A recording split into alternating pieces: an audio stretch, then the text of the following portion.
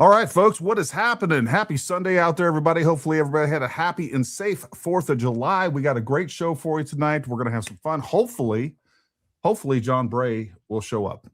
Whether he shows up in the X space that we have live right now, or he shows up in the live stream. You guys bear with me. I am getting some things set up. Got all this technology running so we can run the live stream as well as an X space. And I do want to open this up to as many people as possible within reason. We will take some questions, but the big thing here is just to have a collaborative discussion about what is and what is not facts when it comes to what is going on with the exploding mic theory. Matt, I'll turn it over to you. I'll let you. I got a thing that I'll show on X in just a moment. It kind of lays out my position on this. I'd like to hear from yours. I know you've gone a deep dive. Very technical aspect of this, and so has Mid Gray. Mid Gray is going to be presenting some things as well, but take it away, Matt. Yeah, Mid Gray has a lot of video evidence that kind of goes into it. Mine is from the analytical perspective and kind of where everything rests. So here's what I'm going to do. I'm going to actually take my stream and join from, oh, come on, new tab, open up. Now my computer's freezing. There we go. Give me one sec. So here's basically what I'm going to do. I'm going to show you guys initially what John Bray's imagery kind of look like. And so I'll get that up on the screen, but I'll show you what it actually looks like following that. So his original exploding microphone, right? He said it actually kind of looked like this. If I was to put it up on the screen for everybody to see, this was a diagram that I pulled from his YouTube channel. This is the shaped charge that he says was inside of the microphone. And there's several problems with this as we start to look at it and go over exactly what a shape charge is and how does a shape charge work. The majority of the overall device itself for a shape charge doesn't actually explode at all. Most of the time it's used for a standoff. Even in the military, shape charges, you know, we have 15-pound shape charges, 40-pound shape charges, and you can make these things of various sizes, right? This one in particular is alleged to be a micro-shaped charge at 0.5 gram in size, which according to him comes from the acoustic analysis that he had conducted, saying that the acoustics, wave vibrations, however the hell he wants to, it's not my wheelhouse, is similar to that of about 0.5 gram of petin that he ended up hearing and confirming over the microphone. And then over that, that's how he ended up coming up with this device. Here's the catch. 0.5 grams of petin really isn't that much, and all of it is not directional. Okay, so the big issue that people tend to think is that you know, because it's a shaped charge, all of a sudden it's directional. The actual way this would look inside of a microphone, which I'm going to explain in a second, is like this. This is a 2-scale drawing of what 0.5 grams of petin would look like inside of the microphone itself. Right, this is a Rode Wireless 2 mic. That is a 2-scale drawing of it. That V-shaped thing at the top, that is the shape of the shaped charge. Right, it does not change how. People keep saying no sound. Can you hear me? I can hear you just fine, sir. It does not change how. No one's talking. Yeah, we can hear you, Nate. So it is not how explosives Okay. detonate. They detonate. Yeah, omnidirectional in every single direction when it ends up going off. This charge is actually primed from the rear, right here, right at the very, very back of it, as you guys would be able to see. So right between the E and the T, all the way up at the top. That's where it would be primed, which presents a whole other issue when we get to the measurements of it. But long story short, just because it's a shaped charge does not mean that it's not exploding outward. That outward pressure of it exploding is the same thing that you have equal and opposite reaction to create inward pressure. That allows this hot jet to be formed in the center. Now, the interesting portion about when we look at how he had the shaped charge laid out is with that, you actually come up with expected max penetration. And the EP, the expected penetration of this particular size charge would be right where that dot's outside of it. And then 3 times the expected penetration, again, is still within inside of that microphone, assuming that the microphone survives a blast, which it absolutely would not. Something that's very, very crucial, and this is just to give you guys kind of an overhead about shape charge and how they work overall, or any charge or any explosive for that matter, is it switches from a solid state to a gas state. What I'm about to put on the screen is a visual representation roughly of what it would look like, drawn in there for the amount of explosives, right? The reason the standoff is removed is because, if I was to build this particular tiny of a shaped charge and I wanted it to penetrate just a couple millimeters, which is what a charge of this size would do, is penetrate just a couple millimeters. I would not include a standoff distance with it because the microphone effectively acts as that standoff distance. Real quick, Matt, I just want to make sure we're not having technical issues over on the X Spaces. Nate, can you hear Matt talking right now? Do you guys hear that? Yeah, we can hear you now. Okay. But I think somebody's got to have their mic on, or it won't. Oh, yeah, my mic's on. Anyway, That's what it should be going through, but it's probably just the X Spaces doing X Space stuff. But cool. All right, everybody's good to go. Continue on, Matt. Continue on. And if you guys are in the X Spaces and you're listening on over in the X Spaces, I do have a video link as well. If you guys are having trouble finding it, you can, go over to my profile and you'll see a video link to see everything that I'm talking about. So this is the actual size of the charge itself, about 7.34 millimeters by 7 millimeters in diameter. It's not very much. It's half a gram. And the only thing this picture lacks, because it would be contained inside there, is a cone, very small cone that would be like in there, which actually shaves down the amount of penton that would be in this charge I mentioned that John Bray provided to about 0.43 grams. So you're missing about 12% total of the explosives that he claims is there, which, especially in a charge this size, the amount of explosives is huge. But nonetheless, as I showed in that previous image, this whole thing would be gone, and the jet would be dissipated before it leaves the microphone. Now, that is just focusing a tiny level of the energy of that amount of penton. This image that I'm putting up on the screen right now, over on mine, actually shows you what about 400 cubic inches would look like. Obviously, it's not a perfect cube, right? It's a graphical representation drawn up by AI, but it's fairly accurate. And either way, if anything, it's actually a little bit smaller than it should be, in my opinion. But here's the point. The moment that this explosive detonates, it changes over from a solid to a gas state near instantaneously. So that little bit of penton that's in a solid form state, when detonated, will expand almost instantaneously into gas, covering up the volume of 400 cubic inches. So I want you to picture that amount of volume. Penton detonates at a rate of about 8,300 meters per second. If my memory serves me correctly, it's got a RE factor of 1.66, meaning it is that much stronger than TNT. So TNT comes in at a rating of 1, and then you have penton that comes in at a RE factor, relative explosiveness, to TNT of 1.66, meaning that it's 166 times stronger, or if you would, 160%, stronger than TNT. So again, half a gram would only get you about that much.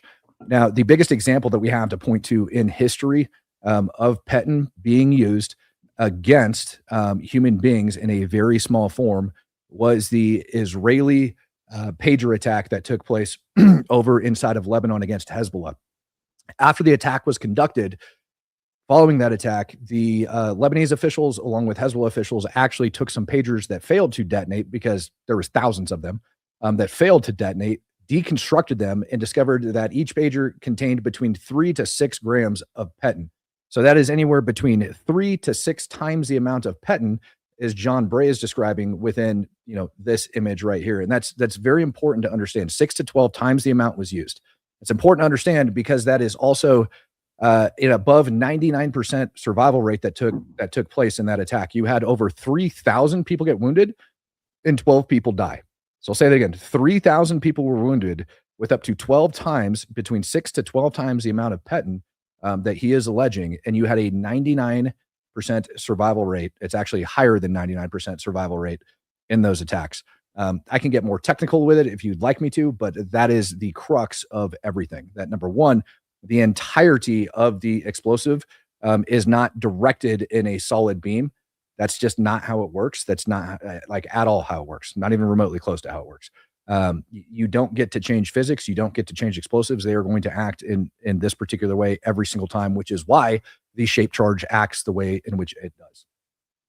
Yeah, and even going back to the Israeli pager operation, folks, we showed clips of that the other night. Like, That is a radial explosion. It is an omnidirectional explosion. It looks nothing like you can tell it's an explosion. And we played many clips of that. You guys can go look that up. I think we got demonetized the last time that we played that because of those issues. So anyways, there's that. And what I want to go to real quick, I'll throw this up here. And we'll keep it on that. But I want to go to my profile real quick and talk about something I shared the other day. And I wrote this out. And I'm going to show you this video down here in just a moment. Let me make sure this is sharing. It is. All right. Didn't switch on me. But when we talk about what we saw, and I got another video I'll show you in a second. Let's apply basic physics, forensics, and common sense to this desperate attempt to keep the grift alive. No visible explosion or smoke. Zero flash, blast wave, or plume on high-res video. An explosion powerful enough to kill via neck trauma should produce obvious visual and auditory signatures. We see nothing. Folks, we don't see a blast. We don't hear a blast. No blast is recovered from an audio perspective on any of the footage. No damage to the thin white t-shirt, no tear, burn, char marks, scorch, or even residue. A directional charge delivering lethal energy would shred fabric, leave burns, and embed particles. There's nothing. Directional force with zero and equal and opposite reaction. Newton's third law does not get shelved because you have an overactive imagination. A blast with enough force for lethal trauma should have visibly knocked Charlie backward, ruptured the mic assembly outward, or thrown shrapnel debris into bystanders. Instead, the reaction is consistent with a high velocity projectile's impact and temporary cavitation. That's what we see. Hundreds of witnesses within 20 feet heard nothing from the mic. No one, not attendee, security, or those in line to ask questions, report an explosion originating from Charlie's body. The only supersonic crack being reported matches a distant rifle shot. We got 0.2 seconds. It's about 0.3 second delay for 30-06 of that range. This isn't deep state tech. It's grifter fiction that ignores basic physics, ballistics, video evidence, recovered 30-06 rifle, DNA, trajectory, confessions. People sincerely wanting the truth follow the data. Conspiracy, slop grifters invent mechanisms to fit a narrative.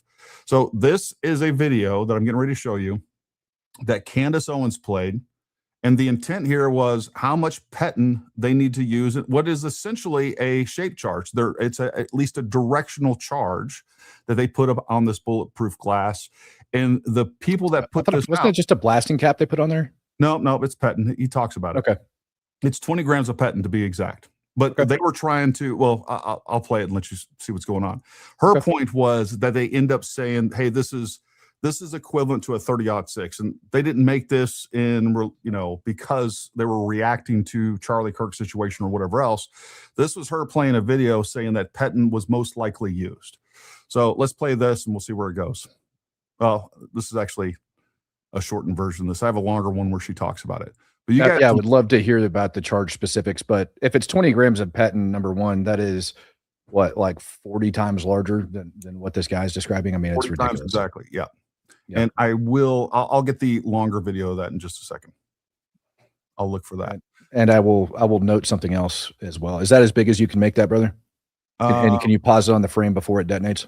Sure. And I can tell me where you want it. Just the frame right before it detonates, anywhere. And then if it blow it up just as big as possible. If it just shows the charge complete. Good. Thank you. Right. Okay. So and I will here's the important thing.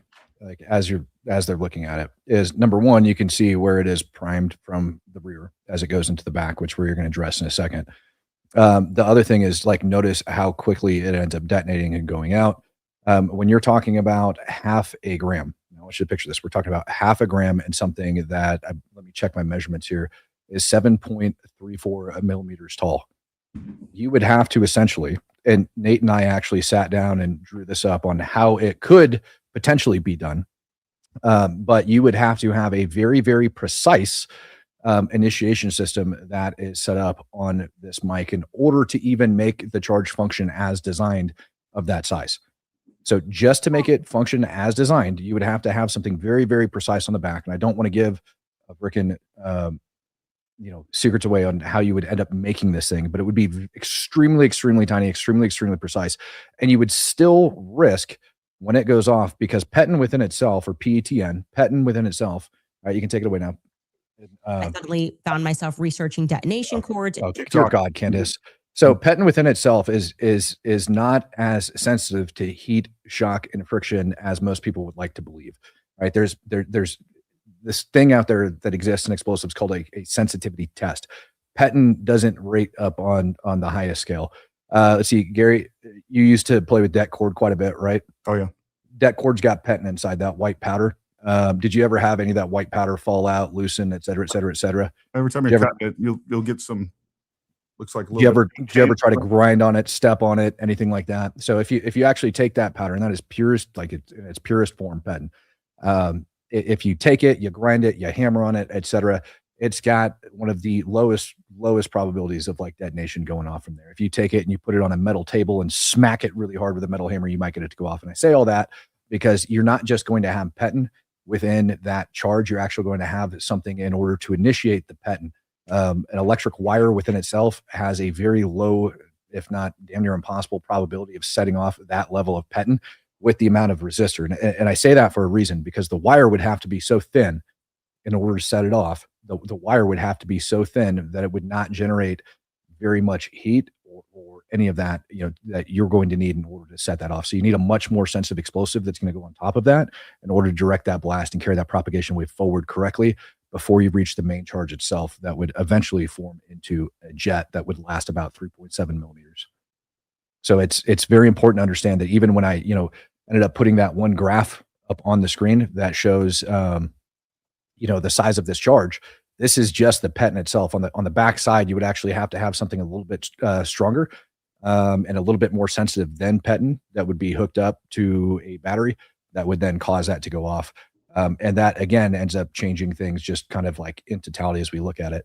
And then probably the most important thing, which I'm glad we have the video analysis. I'm sorry, man, I'm brain farting your name here. Mid-gray. This frame, mid-gray, thank you, is this frame right here.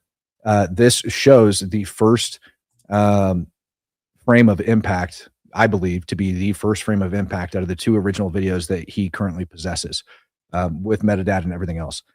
And what you'll notice on it, and I'll let him explain this, is there's a little yellow arrow on the back of his head, and it shows deformation on the back of his head. And you can also see movement from his necklace that is currently just under his ear before the next frame that actually captures anything shows it above his ear. And what you notice in this is that you see that Rode Wireless 2 mic right here, completely and totally intact, with no movement on his shirt whatsoever. And this is the first frame that captured it. So if you were to subscribe to the theory and say that, no, Mossad figured it out and they know how to project 100% of the energy of half a gram of PETN straight forward, creating a hot jet that's going to blow a battery apart, and that battery is going to whip around. However you guys spin this crap in your brain, however you want to do that, here's the fact. This still image right here shows irrefutably that no such charge went off. It is perfectly intact and right there on his shirt. There's no blowout. There's no plastic in the side of his neck. There's no fragmentation. There's nothing, absolutely nothing. And that is the first frame captured. And I'll rest my case there until we take questions. I'm going to play real quick that episode where she talks about the PETN charge that you were wanting to see. So let's add this to the screen real quick, and we'll go through exactly what she says, or more importantly, what the guys say about the charge that they're using. Okay. To what this person says, because I could not believe my ears. I was freaking out. Take a listen. 20 gram booster PETN charge. We're going to use it again. Okay, pause. Transaction window to see what the results are. Pause. Go ahead. It's a 20 gram booster. So here's the next thing. You have blasting caps and you have boosters. Normally, all right, and I'm assuming it's the same for these guys, all right, is your boosters are essentially a blasting cap missing that extremely sensitive explosive. And instead, you have a smaller version, what is essentially a smaller version of det cord that's running into the back of it in order to cause that going forward. So it is basically a 20 gram, which is, again, 40 times larger than the explosive alleged booster / blasting cap that's going to be going off here. It starts off at the back of the cap, and the propagation wave is carried forward the entire length of the cap. So essentially what you're getting is a full force propagation wave from the back of the cap to the front of the cap with 20 grams of petin going into this. So that's important to understand. No, but I thought about it. And I was like,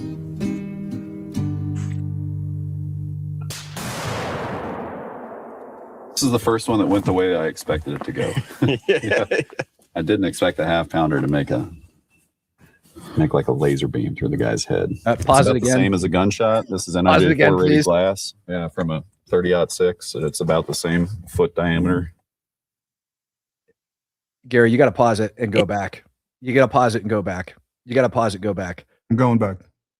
Going back. Gosh, you're so They said it's We're a dedicated. they said it's a 20-gram petin charge, but he also described it as a half pounder. Do you know how many grams are in a single pound? It's not 40. 454. There you go. So there is 454 grams in a single pound. Yeah. This guy just described a 20-pound booster as a half-pound charge. 20-gram booster. Throwing that out there. 20 grams of petin as a half-pound charge. Yeah. And so now his statement of it being equivalent to a 30-06 comes even more idiotic. But go ahead. Well, it's what, 0.05 pounds, something like that. All right. By all means, play it and so that everybody can hear it It's again. about the same foot diameter. You're gonna have to back it up further, man. Back it up further. He called that sucker a half-pound charge. There you go. Listen, 20-gram booster, PTM charge. We're going to use it against the transaction window to see what the results are. No, but I thought about it. And I was like, And again, if we had something, the reason she's getting ready to talk about the fact that, look, it's very similar to a 30-06. To get the same impact that you would from a 30-06 or something that looks like that or similar to that. Look what happened. Like, what is that what happened underneath Charlie Kirk's shirt? I don't think so. This is the first one that went the way I expected it to go.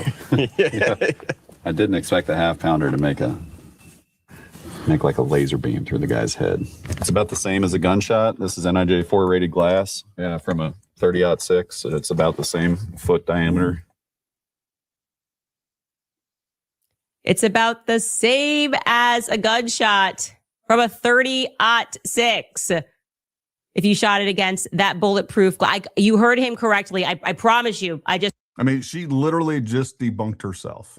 Mhm. She debunked herself right there. And this whole exploding mic theory to get something that was equivalent to a 30-06. This is the explosive force and the visual that you would see, the observable evidence that we would have. And you just can't get around that. You can't get around the fact that you're going to have an omnidirectional explosion. Yes, we do have things in front of it that is going to be directed to that, but we still have an omnidirectional explosion and expansion of gases that are going to be visible. The only other thing I want to show you real quick on this is, well, you know what, we're just going to play this again for effect. Look at that. How is that underneath his shirt? Anyways. Again, the guy that's making this analysis, by the way, called 20 grams a half pounder. Yeah. Well, Like, you know what, I'll just give him a verbal faux pas on that for that. Okay. And he's just, he had nothing to do with anything that Candace is saying there. This is literally, I went and watched the full, the original YouTube video, and this is them just out playing with, they create explosives, but then they also make like bulletproof glass and see how well it holds up essentially. So this has nothing to do with Candace or anything else. And I think we'll just, maybe it was a verbal faux pas. Maybe that's what he thinks. I don't know, but whatever. It's irrelevant at this point. The other thing to really look at here, and let me share this tab instead here. So, and for those of you that are just listening on the X Space, unfortunately, you're missing a lot of important visuals here. But I just want us to see when this thing goes off allegedly, it moves toward the alleged direction of the blast. That's just physically impossible. That's not how explosives work. So with that, I think it's a good time to turn things over to Mid-Gray so we can talk a little bit about the visuals, because on that, John Bray has talked a lot about video analysis on that side of the house, and Mid-Gray has kind of went through that. he has his own video analysis that shows something very different than what John Bray does. But then he's also kind of went through and criticized John Bray's work when it comes to the motion tracking, different heat. He calls them heat forms or something like that. You correct me where I'm wrong, Mid-Gray, but take it from here. Yeah, what's up, guys? So basically, I just want to, I initially came into this just looking at John's code, which he shared. I just shared that to the X Space for those of you online with the link. And, initially in this code, I kind of picked up on a few things. It just seemed to be heavily biased towards finding an epicenter. So if you actually dig into the code, I mean, you can put this into AI if you don't know how to read it. But basically what it's doing is it's tracking motion, but it's really trying to identify, it's coming from the starting point of finding an epicenter, so the first motion. But the problem is that the video he's using in this video file is very compressed. It's, and honestly, I mean, like when I first saw this video, there were versions of it that were floating around that had definitely been manipulated. And I don't know if that's the video that he used or not. I don't want to, confirm or deny that. I don't think it is. But regardless, it was a heavily compressed video. And his particular code utilizes a methodology in optical flow called Farnbach as its basis. And Farnbach is kind of notorious for being very susceptible to compressed video. So when you have heavily compressed video, every time that you upload it to social media and perhaps you put some edits on it, you export it, I mean, that's another level of compression every single time you do that. So it's going to create new artifacts. So, I mean, if you're trying to track motion, it's going to be really hard to detect it accurately unless you have an original source video file. So, whenever you do optical flow testing, it's really, really important to start off with a good quality video source. And so I can initially tell that just right away he didn't use a very good source, because that particular camera angle has not been released anywhere as far as, or authenticated as being original. So, and even in his code as well, if you dig into it near the end, I mean, I will give him credit in the limitations. He does say that, he's open to, other optical flow methods, for comparison. So I basically decided to do just that. And in my Mid-Gray, I'm playing what looks like his optical flow, whatever here. Yes, you can see that. Like, so tell us, when we're looking at these different videos, what your criticisms of these videos are. Okay, so to start, it's basically, there's way too many arrows to start. Okay, so like a forensic analyst in a court, like they're not gonna play a video like this with all these arrows. And I mean, it looks cool, I'll give it that, but it's going to be really trying to determine the path of motion frame by frame. You really have to go at the frame level. Okay. And so in his script, he's simply inputting a video source. Whereas, with the testing that I did, it's like I'm extracting still images frame by frame. And so what that's going to allow me to do is just be a lot more accurate in the results. And it's really, so this video in particular right here, it's like, one of the things that you'll notice is that the areas in particular that are picking up the most motion are the most contrasted. So in other words, that white shirt with the black, text on it, Mm-hmm. and then the black magnet, it's like those are going to be picked up, like, they're going to be tracked more easily, right? Got it. Because of the compression and the contrast. Yeah. So, because every time a video is compressed, you're losing colors. It's just going to be, you're losing data. And once that data is gone, it's gone forever. So Now, what is he trying to illustrate from his point of view? I wish John, if you're out there and you're listening, please jump in. I promise you, again, we're going to treat you with respect. We're not going to, clown on you or anything like that. That's not what this is about. I'd like to hear from you exactly what's going on. So anyways, from John Bray's perspective, what is he trying to illustrate here? What does he think this illustrates here? Because I can't interpret what's going on here. and I think a lot of people struggle with that as well. But he has these these kind of heat maps on here, which Right.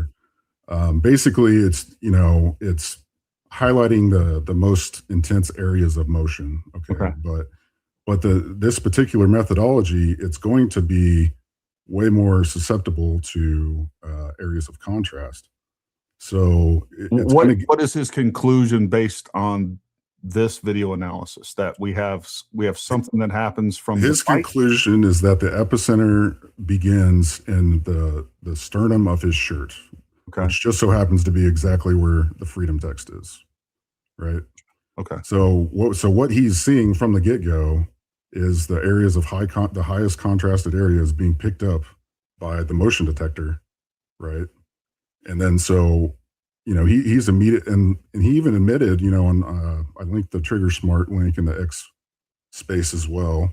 He admits on there that, initially he was starting off from the perspective of there being a bulletproof vest. Okay. And he quickly realized that wasn't the case, but that he still noticed this, this epicenter occurring in this area. So his test, kind of came from this, or his script rather, his Python script, came from this area of bias to begin with. So he kind of, tweaked the settings, the parameters of this methodology so that it would really pick up on these specific details. So initially, that kind of led his entire. That's what kicked this whole theory off in the first place. Was this specific test? Got it. Okay. All right. Now, when it comes to your analysis specifically, talk to us a little bit about your analysis, the methodology behind it, and then ultimately your conclusions. Yeah, sure. So essentially what I decided to do was, I thought just testing one method was not really cohesive. So what I decided to do was, do a multi-method approach. So, I will we'll go ahead and link those as well, just so people have them in the X space, or perhaps somebody else can while I'm doing this. But yeah, basically I tested two files that were given to me directly from Cup Keller. This was img_2201.mov and img_6368.mov. Got it. And basically what I did is I tested both of those files with 5 different optical flow testing methods, and I published the results in 2 different X articles. Mm-hmm. And basically, I just wanted to be sure in those reports that I was really thorough in everything I was doing, but also transparent. So I made sure to include the metadata in with both of those files. I gave the results from each of those tests. I, gave a little brief description on each of those testing methods. Because essentially, like these different testing methods, like all they just interpret, how it tracks motion. So really, essentially, what it's doing is it's comparing one frame to the next, the pixels that are shifting from one frame to the next. Okay. And they have different methodologies for doing so. So, what is the significance of the testing methods that you used? Have those been used? Like, are those highly recognized ones? This is not my area of specialty, and not a lot of people's, to be quite frank. Are the methods that you used like widely recognized in like court forensics, video forensics, et cetera? Yes, absolutely. I would say that. I mean, there's a whole bunch of them, to be honest, and there's definitely even more recent ones. And I've tested just off to the side on my own with some more recent versions as well. But the main ones I chose, I just tried to get like a mix of different ones that were could kind of show the difference between like a low quality output result as like, like the PCA method for PCA flow method, for instance. I mean, it's just, you look at the results of those and it's just, it's kind of hard to really tell what's going on exactly.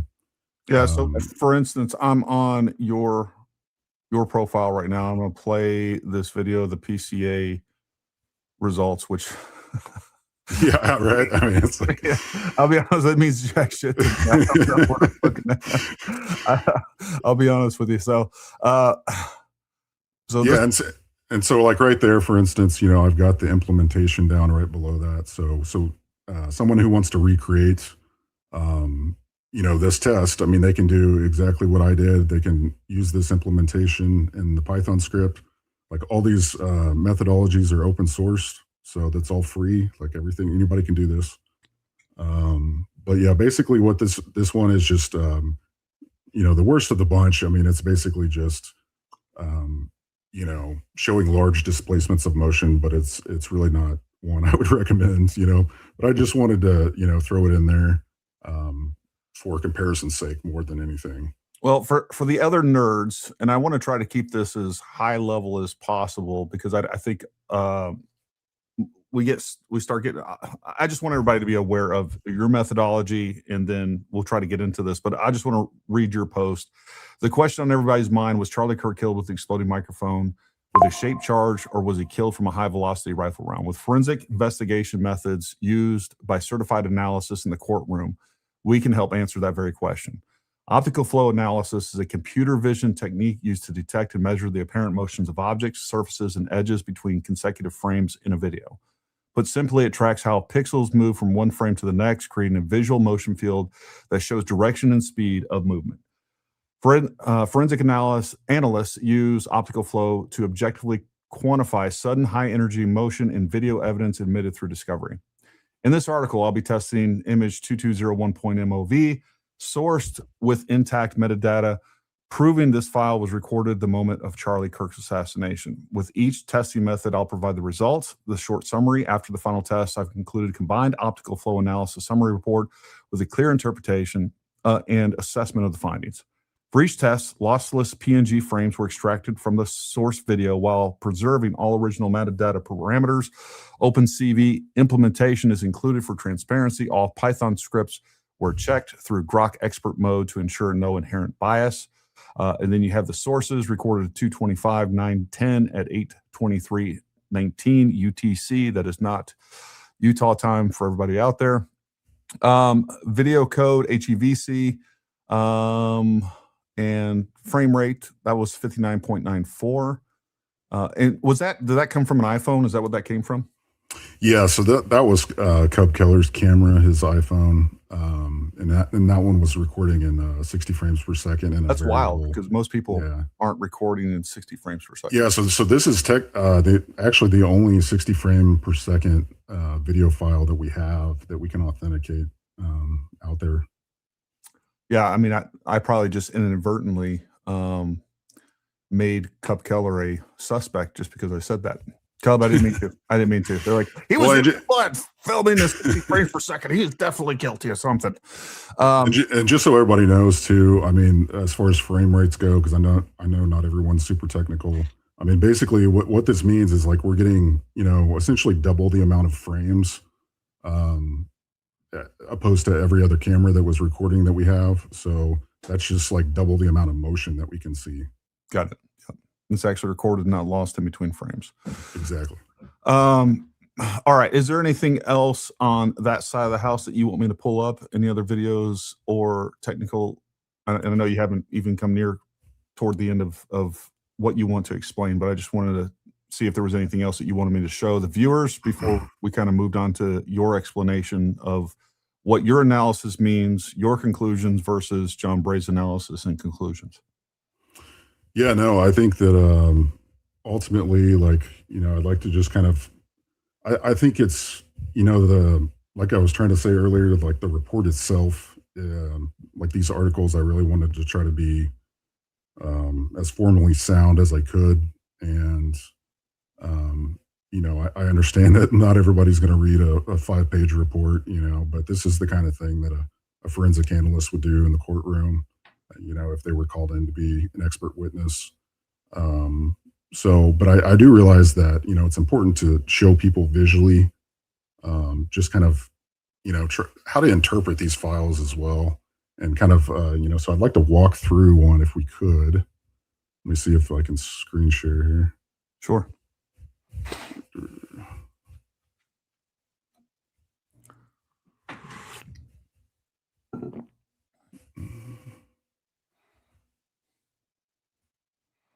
And I haven't even said it once yet, but if you haven't done so, folks, we'd really appreciate if you like, subscribe. Definitely jump over here on we're streaming it live on X, so you can see it visually. We do have an X space, and we will get to questions from everybody.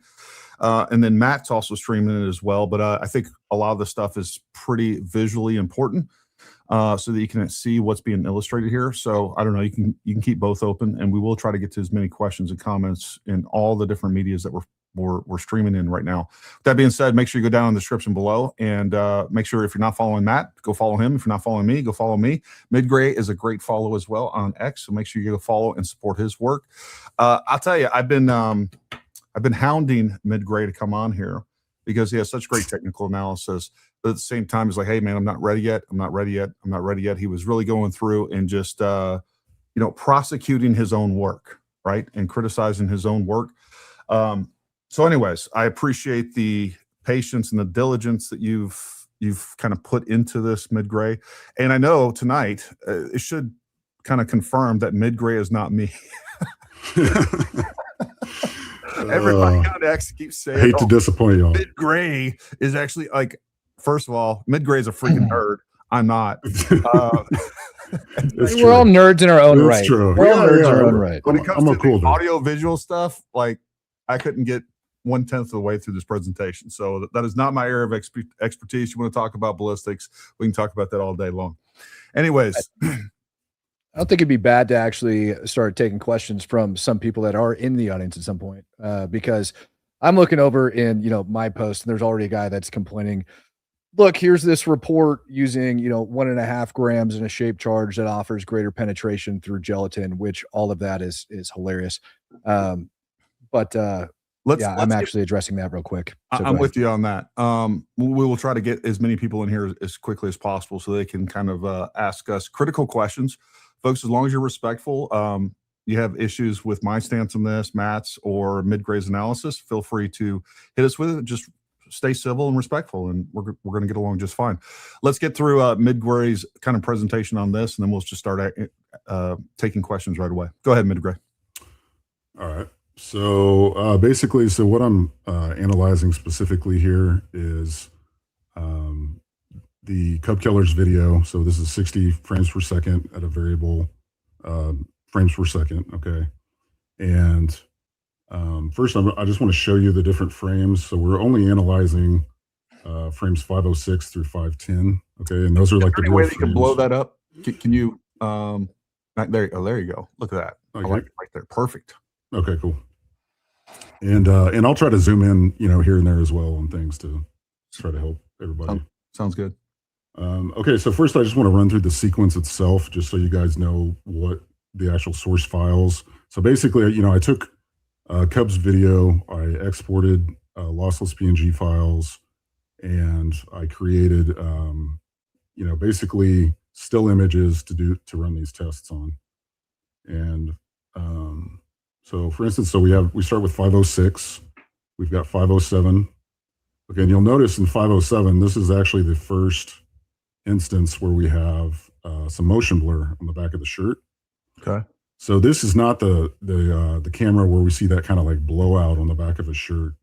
But we have noticed in a lot of different videos as well, non-authenticated ones, but in other videos that there's definitely some type of like, shirt movement going on, kind of puffing out in the front and the back. But this is the first any kind of detection of motion that we see, but it's just very, very early on. Okay, so that was frame 507. We've got frame 508. And then 508, we notice that this is really the first kind of moment of impact that we see. It's like a very kind of drastic motion. And then we've got 509. Okay. Can you go back to 508 and zoom in Yep. on? I just want everybody to be able to see the motion from the necklace. Yeah. See what's going on there. Yeah. So this right here, I mean, you got to keep in mind, this is a pretty long chain. Yeah. That he had on. If there's actually a camera angle from somewhere over this side, on the opposite side, where it actually shows the length of that chain, and it's actually very long. When I first saw the video, I thought maybe it was like an earpiece or some kind of something like that, but it's actually a lot of people did. Yeah, it's a very long chain. So, but you can see here, it's like we've got some definition, but once you start getting into here, it's just all blurry, right? So we really can't tell at this point what's even what's going on with the chain itself. Okay. And 509. So this is, at this point, we can tell that it's snapped. The necklace is snapped right here. And of course, it'll eventually head back around to the back. Yep. And then here's frame 510. So at this point, the necklace is completely up over. I do want to also just kind of take note of, I'm going to go back to frame 508. So between 508 to 509, at this point we see, we know the necklace is snapped, but we also see that the shirt has come up in the front. Yep. And so if we, compare that to the other camera angles, we can tell like that is the, what we see is the pendant, the cross pendant of the necklace, getting caught up, hung up on that shirt and snapping, or at least my interpretation of it. And okay, so we'll go back to 510. So at this point, the shirt's still up. At this point, we see the microphone magnet move as well. And so again, this is all after, right? So at this point, when it's touching here, like he's already, like impact has already occurred.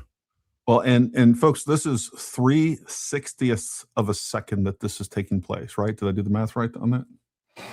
Oh, you tell me. Yeah. I mean, the whole sequence that I have on my report is basically, I analyzed 41 frames. So it's less than a second, it's roughly 2/3 of a second. Each one of these frames, though, is 1/60th of a second. Correct. And this is how much movement has occurred within 3/60ths of a second. And go to that next. Yeah. I mean, just compare these two. I mean, so so this is 509 and this is 510. And this is the, what we have called cavitation, right? At this point, yes, everything has expanded because, if you look at this, I mean, that's just, there's no denying, I can zoom in a little bit as well. Yeah. Oh, sorry. Wrong one. Folks, look at that. Look at how much the tissue has expanded even throughout his skull and head. Mm-hmm. It is a tremendous amount of force. There's no doubt about it. And this is not going to be created, and I'll let Matt jump in here on that. This is his area of expertise, but this is not going to be created by a half a gram of any explosive that I'm aware of. No. Right, unless so, you put it right in the middle of his head and figure out how to detonate it from within. Yep. Yeah. Right. Okay, so now that you've seen all the frames here, I want to actually kind of show what this is testing in particular. So I put a little chart up here for you guys, just to, kind of a visual here as far as what the motion that we're seeing and how to interpret it. So first, what we're going to do is look at frames 506 to 507. Okay, so again, here's 506. Here's 507. It's just the tiniest bit of motion blur here that we can see. But then what I want to do is show you the actual, in particular here, I'm using the TV L1 test. And I really like this test the best just because it gives you the highest kind of defined features as far as, visual output. So, and even compared to some of the other more recent testing methods that are using deep learning models and such, like they're just like this thing is the best one that I personally found. There might be another one out there that I haven't seen, but this one's highly regarded in that fact. So what I'm going to do here is I'm going to take 507, and again, like all we're doing is comparing the motion, so it's tracking the pixels from 506 to 507. So what I can do is just drop this opacity down. So, and then basically what this did is just showing you in color the areas of motion, okay? So we can see that we can kind of go back and forth. We can see that, like, it's picking up some of the cell phone camera here that this lady's moving. It's picking up some of his head. And hopefully you guys are able to see all this color representation here. Yeah. And, but you see that the highest magnitude colors, that's really what we're looking for, because that's going to be like the highest intensity of motion. Okay. Right? So we can see here just in this, even in the very first initial, motion blur, we can still see it, pick up this motion here, and it's, fairly high in intensity, right? So that's the item that is currently accelerating the most. Exactly. Yeah. So, and again, this is like, it's 60 frames per second, right? But it's like, but this thing is, you got to understand that even at 60 frames per second, like, you're not going to capture all these things that you think that you'd be able to capture. Like, I mean, blood splatter, like, all these details of like a bullet going in, like, it's just not going to happen. I mean, well, I actually had Grok do the analysis on that, and if the projectile was moving around 2,000 feet per second at 30 frames per second, it was missing like 98.4% of the motion. So exactly. 90% of the motion was actually taking place in between frames, and then at 60 frames per second, it was still like 79. It was still high. It wasn't. You'd think it'd be directly half of that, but it's not, according to. And I ran that prompt several times. Yeah. Anyways, and that's totally accurate. I mean, like, if you are familiar with like the slow-mo guys on YouTube, or those guys who, like, get those shots of those, like, ballistic gels, slow motion, or shooting a watermelon or whatever it is. I mean, they're shooting at tracking bullets. Yeah. I mean, it's like those things are like literally recording up to like 1 million frames per second, so it's like, it's just not like, even if you're shooting at a high frame rate, like, you're not going to get this level of detail that I think a lot of people just expect to see on video. It's just not going to happen. So, but regardless, it's like, what I really wanted to highlight was the video that's got the most frames per second, because that gives us, the most motion, the most temporal data to work with here. Okay.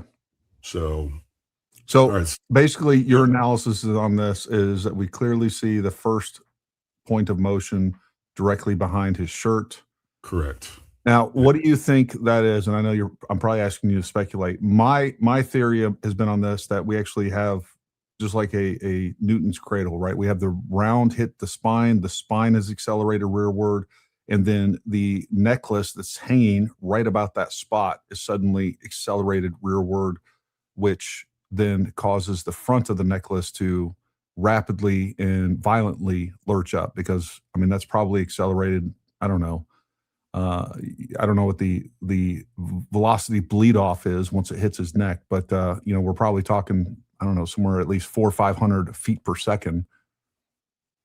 Yeah, absolutely. I mean, you have to consider, his necklace is most likely hanging, somewhere along this region. Yeah. So, we have to consider mass. I think a lot of people aren't really understanding or considering the physics aspect of this. And, I wish there was a physics expert on here with us, that could really break this all down. Because if you think about it, if somebody is hit, moving this, left of this right profile view, so, backwards, the things of mass are going to come upward, because if you're having force come this way, yeah, then you're going to have, these items of mass, like the microphone and the pendant on the cross. They have nowhere to go, because they're just hanging there. So they're going to move, right? And that's why it's interesting that it's like they both move towards, this impact point. Well, and this also, to me, indicates that we clearly have a shot from almost directly at his 12 o'clock. The energy transfer is linear from this angle, basically from right to left, but from his perspective, from front to back. Correct. All right, so let's go ahead and we'll go to the next frame here. Okay, so this is the next test result. So we're going to stay on frame 507 here. So this is the first detection of motion, but again, it's motion blur because everything is happening so fast that, it's essentially capturing, like, I mean, if we had a high-speed camera, we'd be able to see, all that motion. But with this camera, it's like we're still getting motion blur even with this camera. Okay, so this is frame 507. We've got frame 508, and you can see there's a huge jump here in motion. Yeah. Between these two. And we're talking 1/60th of a second. Right. And I also just want to, we can pick up on a couple things here, but what we notice is like this is actually the first frame of motion where we see the shirt start coming up a little bit. Mm-hmm. And we see the necklace coming up, right? But the magnet's still there, right? It has not traveled. It has not made its way. Can you zoom in on that a little bit Yeah, sure. so people can see that? So we've got the magnet right here.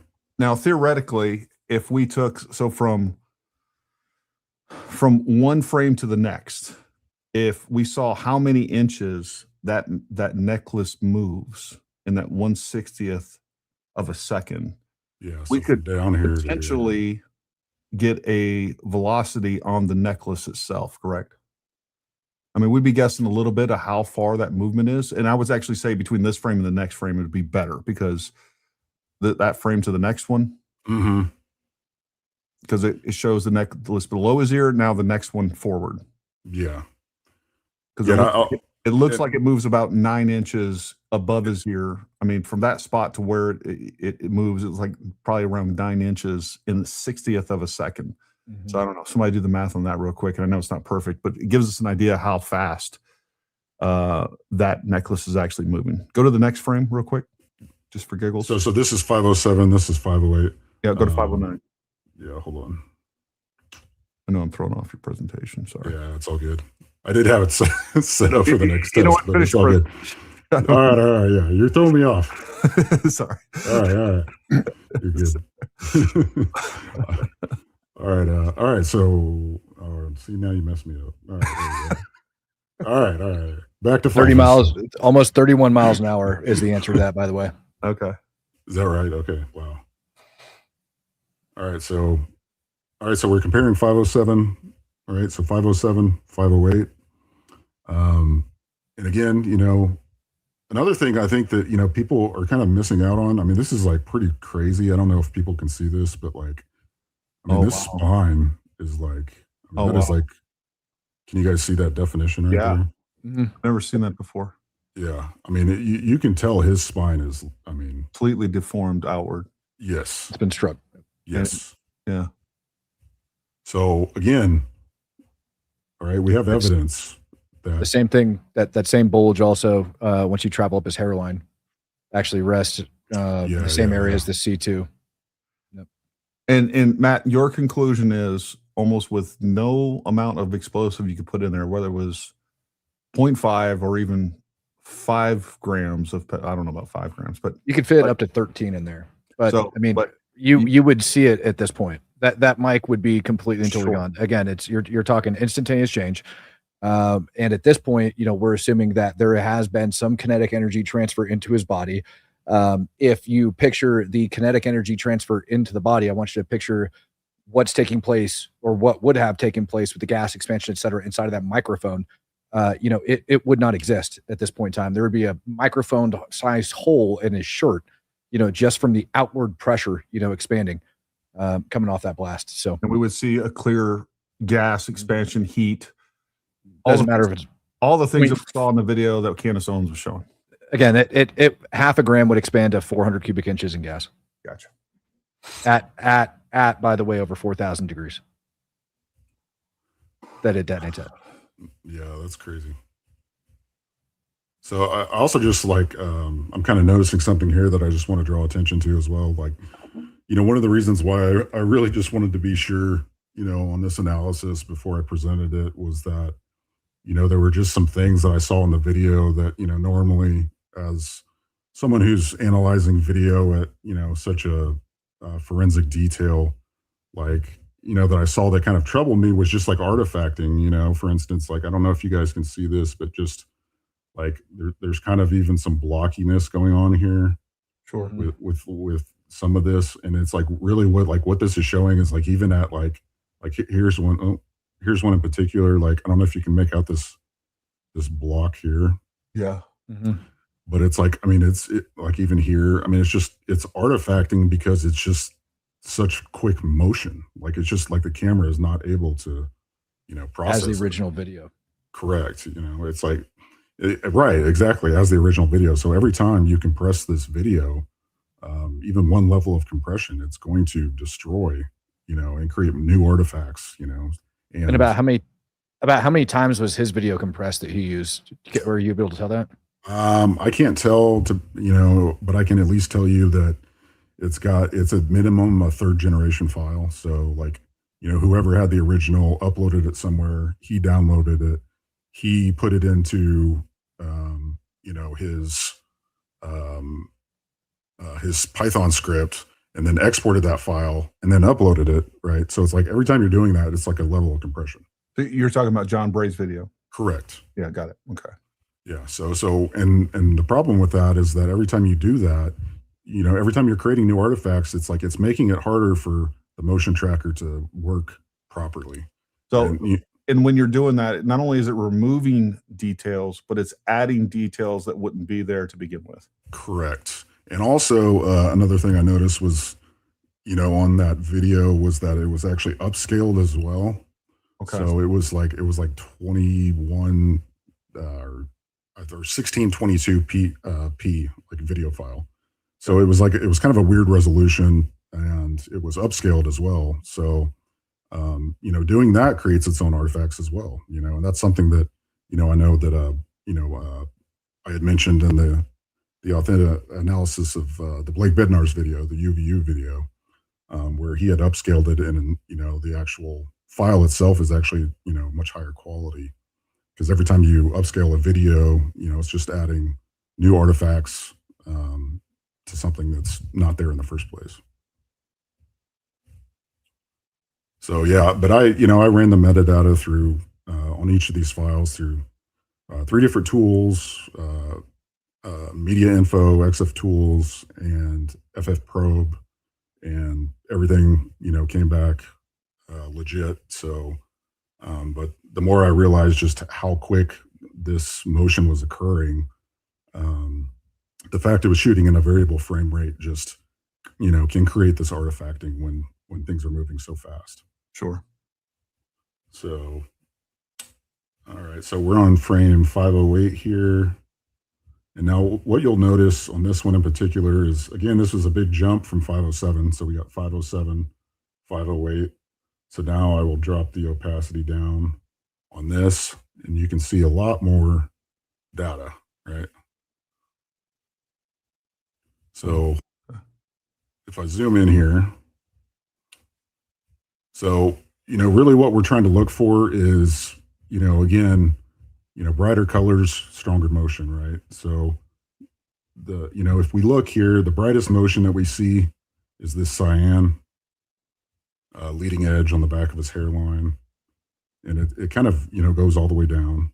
Okay. But primarily, we're starting to get like the, what I would consider like a head snap, from this. So it's just a very abrupt motion. And then the hairline itself, we can see. What color was cyan representing again? Sorry. Cyan is left, right? Okay. So that's Charlie's backside. Yep. Right. So it's moving to his rear. Correct. Right.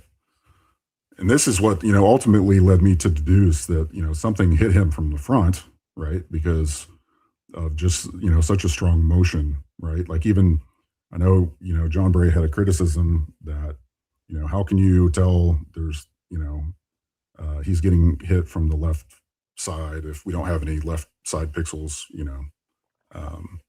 to analyze. And, my response is that we don't need them, right? Because right here, I mean, this is the strongest magnitude, which is indicating left, which is behind Charlie, right? So it's like, we don't need the other side to even come to that conclusion. Sure. It would be helpful just to, confirm, but I don't have an original video file from that location. So we can just see between frames 507 to 508, just, how big of a difference that motion occurred.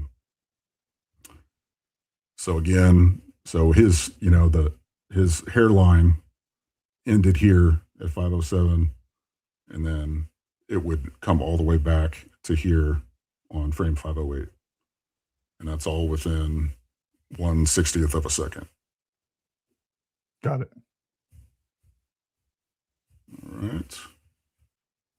We're also, this is also the start of the downward motion. We see some downward motion on the chin as well. Just important to note. And then again, and Matt, maybe you can talk about this a little bit, as far as, like a radial or an omnidirectional blast from a shape charge. Because I see no evidence in the optical flow, results here. I mean, so like red is right motion, okay, for instance, and we do have some red here. But as you can see, right, this is like, How far into this are we? Like, how many frames into being shot? Like 2/60th of a second, right? That's the second frame of motion. Okay, so that's the necklace is just above his ear. Yep. Yeah. So here's so sorry, just real quick. So this is right here. So the necklace is not above his ear yet. We're not there. Okay, yet. so it's below. Perfect. Yeah. Okay. Thank you for that. Even more relevant. So over 8,000 meters per second is the detonation velocity of C4, or I'm sorry, of Penn. So over 8,000 meters per second, you picture that thing is detonating at. The gas, like you said, is omnidirectional. Obviously, not all of it is going to be absorbed into his chest, even with a shaped charge. A very tiny amount of that energy is forced into that penetrating jet to actually go and conduct that penetration. The rest of it that's actually being blown in the direction of his body, because it is omnidirectional, you would actually start seeing impacting that tissue, and then it actually ends up going off of it. Gary, you've probably experienced this with different explosions that you've been around, where you can feel like different shock, depending on if you're in front or behind a wall, et cetera. Sure. And the reason for that is because those waves, they end up compressing, hitting, and some of them will bounce off. There's actually a particular type of charge called a counterforce charge that kind of uses that type of energy. But look, at the end of the day, it's all going to be bouncing back off of his chest, or a good chunk of that. What's not directed outward is still going to hit that tissue there and will then be redirected outward. It's not just immediately going to dissipate into his body. It's actually going to slap off of it and then go back out. So the point here is we would see a drastic amount of movement. You would see a lot of movement from the shape, the microphone. Correct. Over this area. Correct. So, I mean, I would have to break down here. Let me put it this way. Let me just, I'm just going to AI the math real quick. How far does an object moving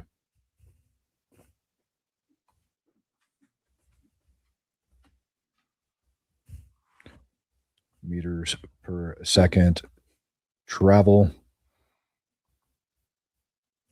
in 1/60th of a second? I don't feel like doing all the math, long forming it. AI is good for stupid little math things like this, so I don't mind using it on those. 140 meters, 1/60th of a second. It would have expanded fully to its like greatest potential, which is why these explosives are so freaking powerful.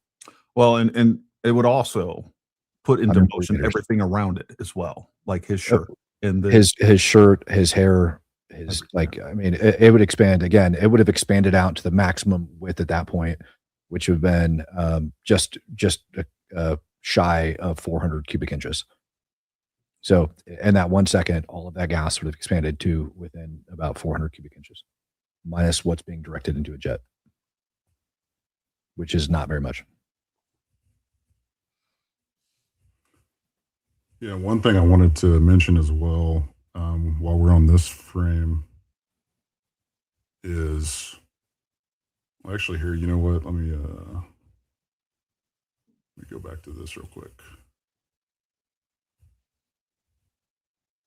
Just while we're on these two frames, I wanted to,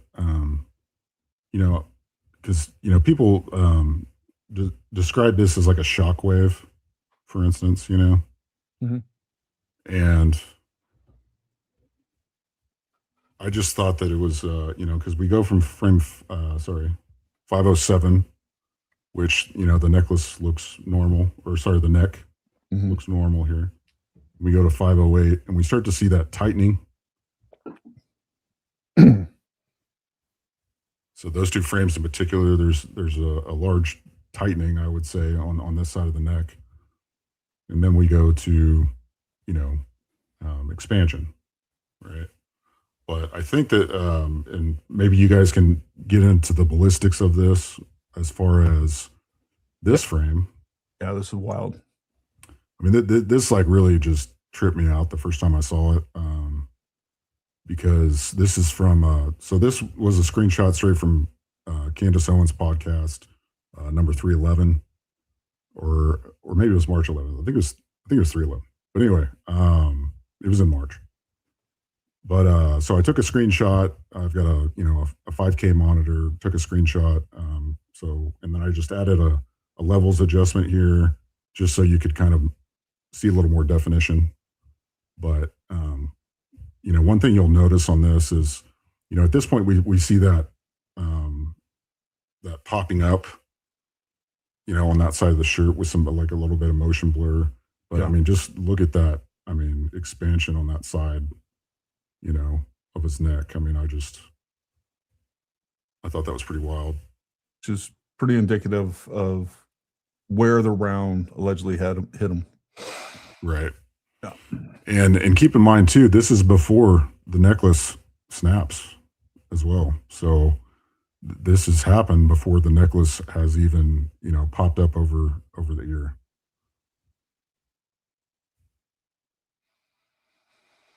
All right, let's go back. So when you reference the tightening of the skin, you're saying that that's being pulled because the left side of his skin is expanding, pulling in that direction, and it looks like we're having the effect of that show up on the right side as well. That's what I'm curious your thoughts on that as far as, the ballistics of. Makes sense to me. Matt, I don't know if you got anything to add to that. No. I mean, the only thing that I would add is, which again, I know it's going to blow people's minds. If you zoom in on the back of his shirt there, and you can actually see it starting to ripple in that downward manner before it actually fluffs up. So this is the one thing that I would mention.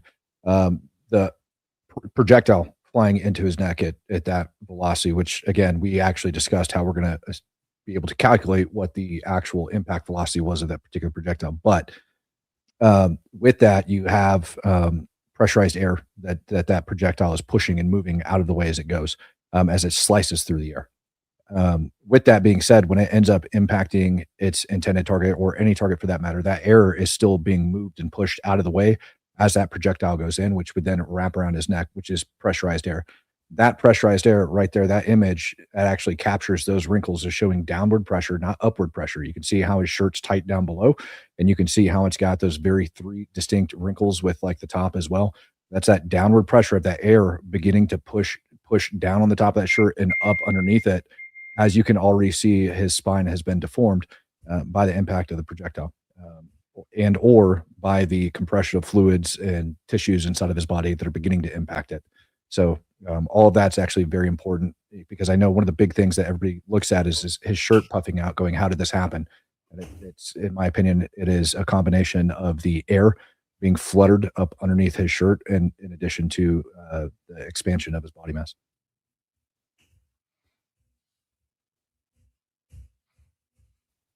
Yeah, and I think that the cross moving accounts for a lot of that too. It's obviously moving very violently upward because it was yanked so hard essentially from the back too. So there's a lot going on there. Let's put it this way. If the necklace was, let's put it this way, if the necklace was under his shirt, it's going to be creating drag as it's flying up, although very, very little. If it's touching it, you're still going to have friction. It's going to be there. So if anything, the physics of this photo would tell you that necklace flying upward ought to create some upward pressure on that shirt, but instead what you actually see is some downward pressure that's applied over there to the back of that shirt. And that is, again, that airwave that's traveling and being pushed out of the way by the bullet as it's coming over and it's impacting into his neck. And that airwave traveling back around to the backside of it, crushing that shirt and pushing up underneath it. Anybody that's done spotted trace, where you spot trace going to targets, everything else, you guys can literally see that compressed air like flying around the target sometimes, as long as you have your parallax set correctly, if you do it long enough. Correct. And so this is just a little clarity and dehaze filter that I went ahead and added on here. Beautiful. Just to try to create some definition as far as these two. So now we're looking at, so this is 508 that we were just looking at, and this is 509. So we can still see that you know, that neck, we haven't seen like that expansion. You know, we can still see some kind of wrinkles to the skin a little bit here. We can see the definition here as well. And at this point, we can tell for sure that, you know, this necklace is snapped at this point, the chain. Is it fair to say that because of what you discussed about how quickly everything's moving with the pixels, that, you know, the image that's being generated is essentially the camera guessing to kind of what it's actually seeing and picking up? Is that kind of how that works? So maybe some of the bulging of his hair, like out towards the top, et cetera, might be essentially technology just creating that image. Yeah, I mean, it's like, I think the best way to describe it is like, it's, you know, if you think of it like there's, you know, frames in time, right? So like if you take two different cameras and, you know, sources in the audience, like two different cell phone cameras, and like, let's say they're shooting at the same frame rate, like they're not actually going to record the same thing, because the only way that they could do that is if they started recording at the exact same time. Right. And so it's every camera is going to look a little different in that sense. Right. And even if we had like 30 different cameras that all recorded, like, let's say they all started recording at, you know, they were all shooting at 30 frames per second, and they all started recording, and, you know, like the first camera started recording at the first 30th of a second, the next one the second, and so forth. Right. And like, let's just say you had 30 cameras and they were all recording that, like that would be the only way, like, you know, to capture like that full range of temporal motion, you know. So it's like essentially what and we're you're going to be splicing everything together to try to right, you know. So it's like, and still, even then, you're only at 30 frames per second, right? So it's like you're not getting like as much detail as you think. And the problem with cell phone cameras in particular is that, you know, a lot of times just when you're recording on auto mode, they're going to be shooting in like a variable frame rate. Like everything's automatic basically. So it's doing a lot of guesswork, you know, as far as like, you know, what it thinks the scene, it's, you know, essentially has a camera sensor that's trying to detect, you know, lighting, you know, frame rate, shutter speed, all these things. They're all like variables that are just being altered, you know, at any given moment in time. So it's, you know, it's great for the, you know, consumer, because they don't really have to think about all this stuff. But, you know, me, when I'm a photographer, like, or if I'm, you know, shooting video, like I'm always in manual mode, you know, because it's like, I know I can control at least all of those parameters, and I don't have things changing on me, and it's like, I know what to expect. So we're really limited as far as, you know, the information from cell phone cameras in particular. I mean, if we were analyzing this on the TPUSA camera that was, you know, aimed directly at Charlie, this would be an open shut case type deal. You know, I mean, we would have a totally different story. We'd have, you know, higher quality camera, professional camera. We've got Larger sensor. Yeah, absolutely. I mean, and not only that, but like distance plays a key factor as well. So, you know, a lot of people I think they get hung up on the, oh, I can't see blood splatter. You know, it's like, well, you're not going to see it, you know, from a camera that's, you know, 100 feet away, or, I mean, even 20 feet away. You know, it's like, it's just like, you know, to really see something like that, you'd have to be within 5 feet. And So I think, you're really limited. And, especially like, I mean, I think this is such a great example because, even in the highest frame rate we have available, I mean, we still see, pixelation, it's like we see this hard 90-degree, block right here, and I kind of went over this in my, analysis of the Aspen Retreat video where I talked about macro block drift and how that occurs. Because you just have to think of it like every single one of these cameras has they have their own compressor, their own codec which compresses the footage like in camera, right? So like already off the bat, like there's all different levels of compression that can kind of go into that. Like even the UVU review camera, like it was shooting it on like a much higher bit rate, for instance, but it wasn't even shooting in like the best quality for that camera. So, like in particular, I think, this codec is HEVC, it's a lossy codec and it's going to have issues, especially with just rapid, motion. And like, even if it's, 1/60th of a second. But yeah, go ahead. Yeah. So I did the looking up the other day on what slow mo mode on an iPhone shoots at. I think it was something around like 284 frames per second or something around that nature. And then looking at the actual high speed cameras, those are still coming in at 5,000 to 50,000 frames per second, depending on where they're at. They can go up to like 100,000 million plus frames per second in some extreme cases. Yeah. But, yeah, like the Phantom camera, like can go up to like over 1 million. Which is insane, right? But it's important for, I think, everybody to understand just how few frames per second we're talking about, what goes down to actual like our technological capabilities here. And so when people are saying, well, how come we don't see this? Because, we think we have this amazing technology. The reality is that it's taking very small fractions of time and piecing them together into a video. You guys want to take a quick break and take like 10 questions real quick, and maybe one person from the X Space. Yep. Yeah. We can do that. I don't know if you have any questions lined up over there that you want to take. Yeah, they always come through on your side as well, Gary. Yeah. The first question I think that kind of like stuck out that I ended up seeing was, what is it that you guys believe happened? And so I answered back stating that I believe that it was a projectile fired from a rifle that ended up entering into his neck, and then the terminal ballistics reports that are going to come out in trial are what we're going to hear. Would you agree with that? Yeah. Is this question talking about honest question? Do you guys believe the 30-06 is what hit him? Why didn't have an exit hole is my question. Both, I agree with everything you just said. Both Matt and I have talked about this 100 times. We've talked about it on collaborative videos with other special operations snipers and ballistics experts and all those other things. Look, all we got to do is look at MLK, Chuck Ritter, and many others. Like there's many real world examples. Now, can Matt and I sit here and tell you that definitively it was a 30-06? We can't. But what we're saying is that given what we see, and when you take into account the other evidence, the preponderance of the evidence, there's no reason to believe anything else happened.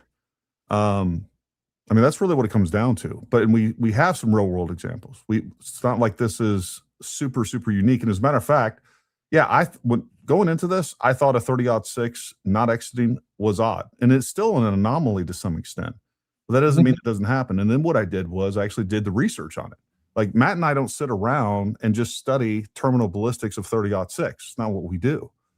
Then I went and did some research, and when you look at the pathology reports that you can find, there's plenty of them out there with 30-06 that are very similar. And then you look at military studies, and then again, some other real world examples out there. There's plenty of evidence that says this is not impossible. And as a matter of fact, the likelihood of it is higher than you think. Again, I can think of 4 people by name that were hit with a 30-06. All 3 of them were hit. 3 of those were hit closer than Charlie Kirk, and none of those rounds exited.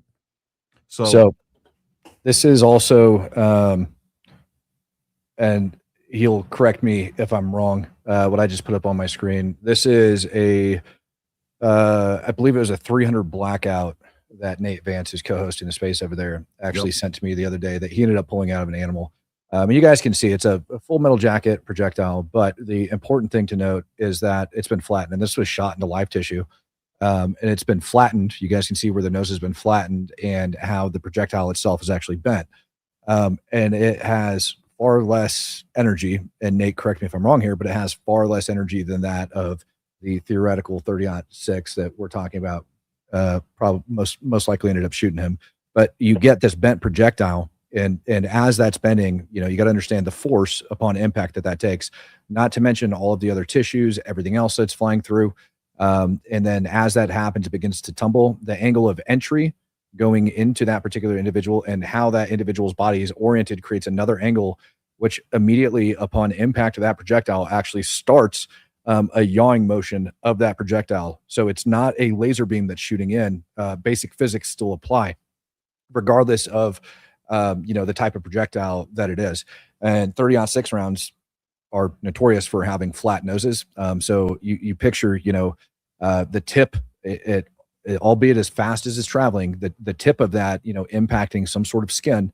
As it impacts that skin, you're going to have more resistance on that portion, which is going to allow, because it was fired from above, it's going to allow the bottom or the back of that projectile, the boat tail portion of it, to actually drop as it continues to drag and go through that tissue. Then as it hits other tissue inside that has various densities with this already flattened tip, as it's pushing through there, you start to get different yawing that ends up occurring. And that's how the tumbling actually going through that different tissue actually occurs. So when you're actually shooting these things from different angles into something that is angled from you, which a Nick would have most certainly been angled, it's very unlikely that it was square 90-degree angle to the shooter.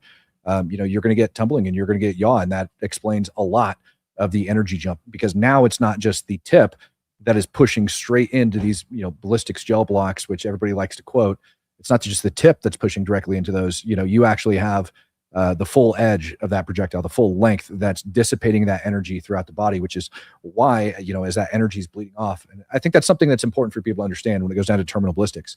It's the effects of that bullet. If not a lot of energy was bleeding off, if it was essentially an ice pick that was poking through somebody, right, and it's going straight in and straight out the other side, you don't get a massive energy transfer into that particular object, whatever it is that it ends up striking. The reason the bullets are so deadly is because of the kinetic energy that they carry, the weight of it multiplied by the speed going into it. And then when it comes to a stop within a certain distance is when you're going to get that energy that has to be dissipated somewhere. So when we see his head expand the way it does, when we see his chest expand the way it does, that's that fluid compression, that energy that is dispersing amongst the body. And that is the easiest way, I think, that we can explain this to most people. Hydrostatic shockwave. I hate that we have to be getting a tragic clip and analyzing it close up, but we are, I guess. But you guys are doing good work. Keep it up. Yeah, look, I don't like pulling up these clips and reliving this and going through this, but at the same time, it's the only way to fight some of the lies that are being pushed out there that are being used for a greater evil. And that's my problem with this. So, like, we got to get the truth out there, and it's the only way to do that I'm aware of. I'm confused. Is this mic supposed to be the one that's holding, or one that's clipped to his shirt? Oh, the mic, as in microphone. It's supposed to be sitting on the mic stand, because if it's the one that's holding, it brings it down away from him. No, so we're talking about the Rode wireless mic. I have one right here. This is essentially what we're talking about right here. This is what is said to have held a explosive shape charge. And that's what we're essentially going through and saying that is not correct. And we're giving all the reasons as to why it's not correct. Okay. I want mid-grade to sing me to sleep. La la la. I know TR wasn't likely aiming for his neck, but out of all these areas for it to hit, what a tragic representation of silencing Charlie Kirk's most powerful voice. Yeah. And the most likely culprit is the militant left. This is alone a better analysis than all of Candace's videos combined, multiplied by 100. Thank you. I don't disagree with that. So there's that. We want to jump into the space. Yep. Happy birthday, America. Let me hit this last one. Y'all keep up the good work. Thanks for your further countering these online BS notions or false theories. I'm gonna defer to.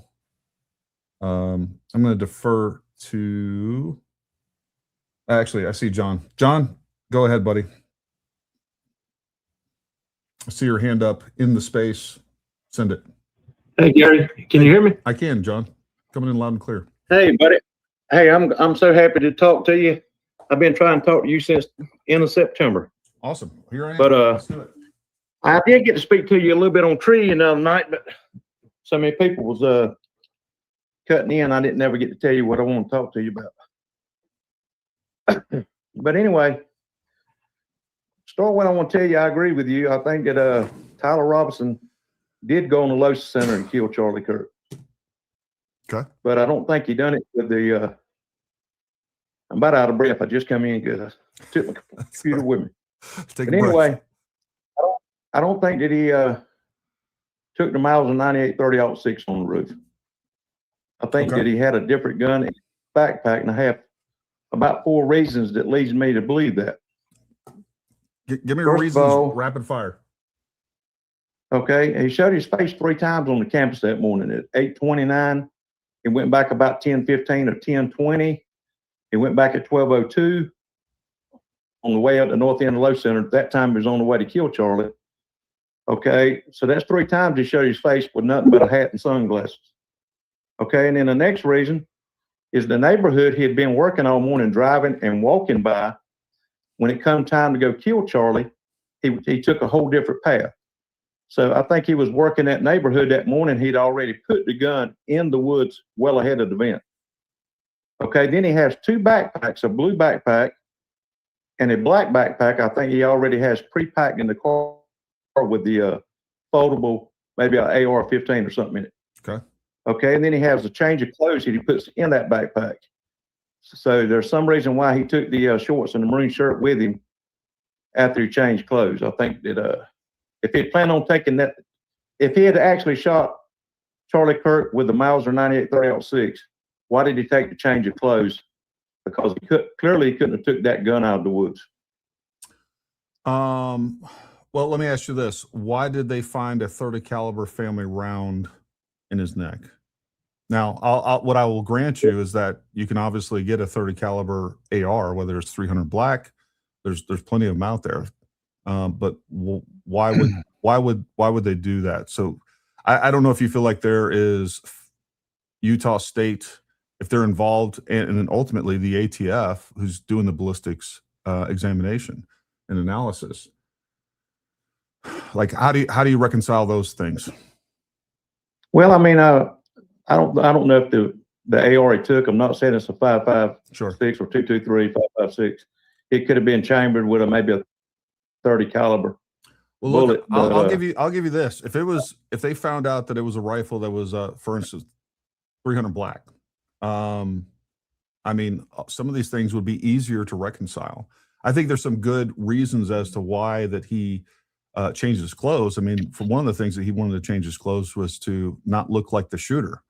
So the shooter was basically in all black, but there's that. But look, I'm open to what you're saying, and if there's any evidence out there that supports what you're saying, I'd like to see it. And I don't know, maybe that'll be one of the surprise things that they show us during the court. But what we haven't seen is any evidence that supports that so far in the court filings, in the evidentiary hearings. And we're going to hear, folks, a lot of answers are going to be given to us over the next couple of days. So we have the preliminary hearing that's coming up starting tomorrow. I'm going to be covering that. Matt, are you covering that? No. Okay. I'll be covering that. A lot of other people are going to be covering that. Honestly, I would tell you to go watch Andrea Burkhart's coverage of that. She's going to give some of the best legal analysis, but I'm going to be watching it and streaming it just for the sake of making sure that I know everything that's been said and the information that's been put out. So, John, you got anything to add to that? Yeah. I've got 5 videos. Look, when this all started, when Charlie Kirk, when he first got killed, I didn't even know how to text on the telephone. So I've come a long ways. And I've actually got a YouTube channel. Finally got my videos on it back in April that I made in November. And I've got 5 videos on there I'd like for you to watch. And I got one in response to you and Gray. Okay. Hour and 22 minutes. But I know y'all are so busy with what you do. I think that y'all miss some things. And that's what I'm trying to point out in that hour and 22-minute video, and things that lead me to believe that Tyler's got a different gun. So if you watch that video, so I know it's an hour and 22 minutes, but you can skip through some of it, but Sure. you'll see exactly I point out everything that leads me to believe what I believe. We'll do this. Throw a link down in the blue pill down there and the purple pill. Garrett? Yep. Can I tell you this? I don't know how to do all that, but like I said, I have come a long way to get where I'm at now. Can I just tell you how to do it and you write it down? Okay. Sure. What's your channel name? Give it to me real quick. Okay. It's at John, that's JOHN Yeah. dash R3 Okay. X6J. All right. R3X6J.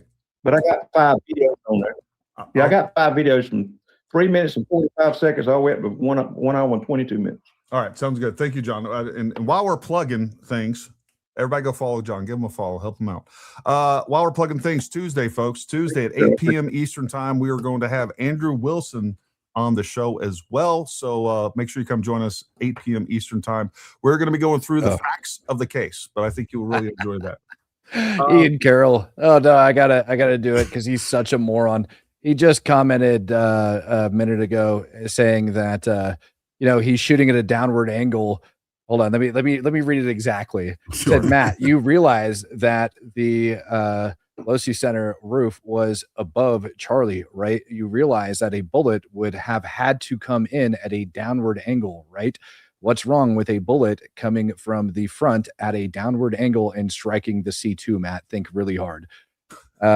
So I just quote tweeted him because I think it's hilarious. I said, Ian, thank you for demonstrating your lack of knowledge with terminal ballistics and basic physics. The top portion of the tip of the projectile strikes first and generates resistance. The lower half of the tip does not. This begins to level out and adjust the direction of the projectile throughout its terminal phase. Without a 10-minute worth of typing, this should help you with your research on terminal ballistics. Bullets are not Jewish space lasers. He's a freaking moron, dude. These people. Ian, if we want advice on how to deliver a pizza, we'll give you a call. Until then, you probably should stay out of ballistics. You probably should stay out of explosives, and you should probably stay out of medical response because you've opined on all 3 of those subjects, and you don't know what the fuck you're talking about. Failed miserably. Those pizzas spreading disinformation. And by the way, it wasn't a stock photo. You freaking clown. And it was never. No one ever said other than you that it was a World War I relic. So let's just throw that out there. I'm going to take one more question. And keep it under a minute, folks. Try to keep these under a minute.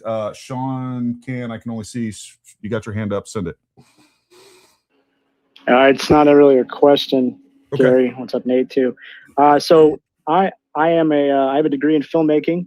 I also have been a TPUSA freelance camera op before. As you can see, Gary has a DJI mic. So when we go and mic up a subject, I've also worked in broadcast news. I've worked as a journalist for over 10 years.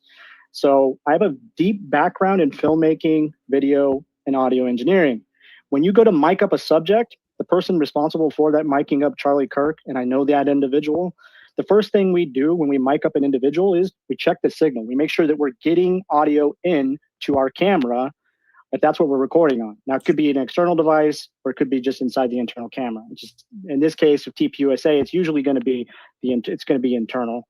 They could be using an external recorder. The point of that is that how on earth could anybody believe that once that camera op checks the transmitter and the receiver, they know that they're getting an audio in, they know they're receiving audio from Charlie Kirk's DJI mic, right? Where is there room to fit any explosives? Because we know that mic is transmitting.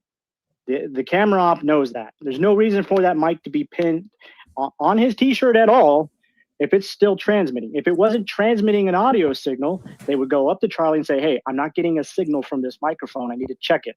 Which means we would then take it off. We would see what's going on. In DJI's case, we might have to resync it. If it doesn't resync, we go back to the pack. Every DJI mic pack comes with 2 receivers and a transmitter. Okay, so you would just switch them out if you're having a problem with the Bluetooth or the wireless. So Real quick, Sean, I just want to interrupt you. The Rode mic. Yeah. I know you're saying DJI, and I know what you're saying. Oh, okay, my bad. Yeah. Rode mic DJI doesn't make a difference. Yeah. They're about the same size. Yep.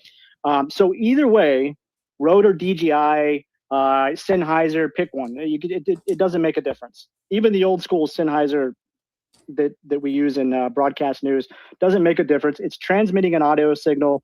There is no place.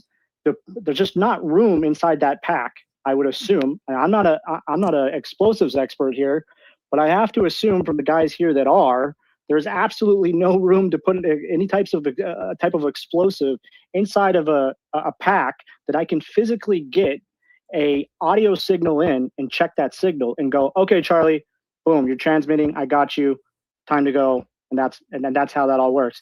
And as far as everything else is concerned, TPUSA does have camera ops on there. The GoPros are set. However, they do have a camera op that also is monitoring those as well to make sure that those don't go down. Those being, whether they use GoPros or DJIs, usually they use GoPros still. And you do have people checking those. GoPros they like to overheat if it's an extreme cold, stuff like that. So you do have somebody checking those. Those aren't always on auto. And as far as the cameras are concerned, we use 30 FPS or 24 for a specific reason. As Gary knows, he uploads to YouTube or broadcast news, 29.97, aka 30 FPS. That's just the standard broadcast signal. Anything higher as far as like just digital video is concerned, it's completely irrelevant. That's what we use in the USA is 29.97. If you're using 24, that's more for like cinematic. Using 60 FPS would be irrelevant as far as like data analysis. It's not gonna outprove everything that these gentlemen have said today. Or 120 or 240 FPS. I've heard this over and over. It makes no sense.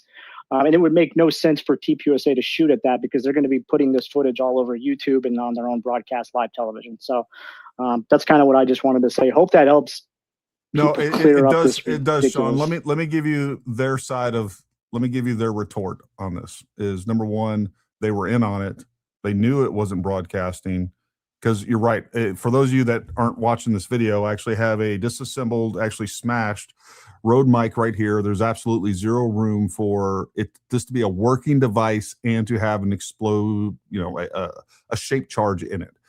I think their response, and me playing devil's advocate here, almost literally, is that it wasn't a working mic, and they just wanted to make sure that it was ready to explode because they didn't care about the audio.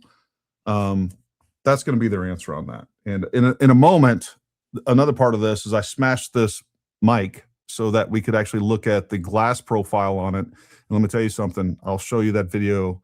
It's an exclusive right here. And I'll show you me smashing that mic. I show you the internals of it. I show you the lithium battery because there's a picture out there that looks like hemostatic gauze to me that they're saying is actually an exploded battery, which, by the way, also doesn't make sense because if this battery, which is really small, was in this device, there also wouldn't be a place to actually put an explosive charge. So they kind of constantly debunk themselves. And then what they show the lithium ion battery as it's kind of exploded out doesn't reconcile with this tiny little battery. What they show is something like, well, it looks like hemostatic gauze, which is probably 4x6, something like that has some blood on it. I can't tell what it is for sure, but I'm quite certain that it's not this battery. So take that for what it is. I'll show you a video of me smashing this mic, and you can look at the glass that comes off this compared to what they say is in the SUV, and it is not even close. Not even close, in my opinion, but that's for you to decide. All right, Mid-grade, let's get back on track. We'll take once he gets done with this presentation, we'll start going hard and heavy on the questions, I promise you folks. So keep them coming, get them ready, and please try to keep everything under, a minute. All right, Mid-grade, take it. Hey, is Sean still here? What chance? Sean, you still there, bud? Yes. I am. Quick question. So, you say you used to do some work for TPUSA. I was just curious. So, like the Rode transmitter that Charlie's wearing, like where do you think the receiver is? Is that the tent camera or is that somewhere else? Where do I think that the like? Are you asking like Like so he's wearing the turn. Yeah, like which camera is it hooked up to? Because it's most likely going to be the A cam, right? So it's wherever the A cam is. The A cam is usually going to be like direct on. So I mean, I don't have a photo right now. I'm not looking at all the cameras, and I haven't like studied where every camera was.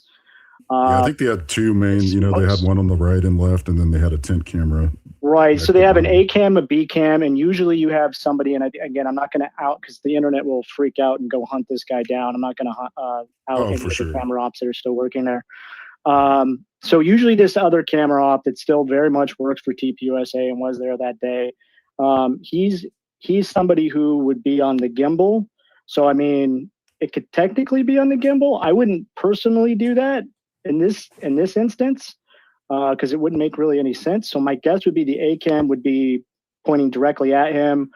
Is there two or three? Like I'm not looking at this, so there would be 2 or 3 cams usually. So one direct on, 145 to 90 degrees off, 145 to 90 degrees left and right. That's usually kind of how they do their setup. And then they usually have 1 to 2 GoPros facing Charlie directly, and then they might have another 1 to 3 GoPros in the back that's facing towards the crowd. They could even have an actual full frame or a micro four thirds camera that's facing towards the crowd as well. But usually the crowd shots are from the gimbals, so there's no reason to put it on that. So I'm going to assume it's going to be that A cam facing directly at Charlie. Hey, real quick too, while I have you here, Sean, just so it's not coming from me. I know the answer to this, but since we're addressing all these, I don't know, misinformation, just things that are wrong. I've heard a lot of people say, well, why on earth would he have a hand mic and a secondary audio recording source on his person? Can you explain that to everybody? Why that is just standard operating procedure, by the way? Yeah, so they're going to sync all that audio later, right? There's several answers. Is why it's such a stupid question. No offense to you, Gary, but from the people that would ask you that, you always want several means of backup audio. So, for instance, broadcast news, right? I'm always miking up the subject if a reporter is asking the questions, but I also have secondary audio, right? In case that audio goes down. I really don't have time to stop a reporter from asking questions like Charlie would in an interview like this. So you want several means of audio. In Turning Point USA's case, they want to have several means of audio at all times in case any of that audio goes down. Because these are wireless signals or Bluetooth, it does happen, right? Yeah. So in the case of this, not only does Charlie have the stick mic, which is one signal of audio, he's also got his personal lav mic on as well. They're going to use the best audio for the videos that they put out, right? So whichever audio, whether it came out of the camera, it comes out his stick mic, or it comes out his lav mic, they're going to use the best audio that they have when they sync everything together in post-production and they go to put that on YouTube. And whether or not they're live streaming or whatnot, they have an actual engineering team when they're doing live shows, and they can move those levels and whatnot that come into their broadcast studio, and they can decide which microphone is actually producing the best signal. We use the same thing in broadcast news. So, for example, if I might be getting something in my ear from my producer, right, as a journalist, if I'm working in local news like I have, and the producer will say, hey, for whatever reason, your lav mic is picking up, like interference, right? Yeah. So we're switching over. So we're going to switch over to your camera mic, or they'll tell me to adjust the signals or whatever the case may be.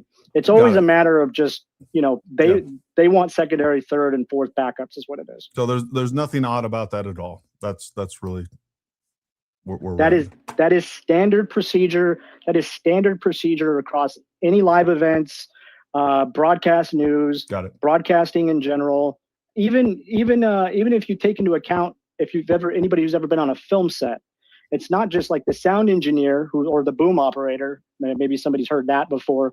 The boom operator usually has another person recording audio, because the last thing you want to do is spend money on set and time, and then lose, like, you get the shot, but then you miss the audio, right? So usually you'll hide a lav mic and then you'll also have that sound engineer will still also be operating the boom mic. Perfect. No, thank you for clearing that up for us.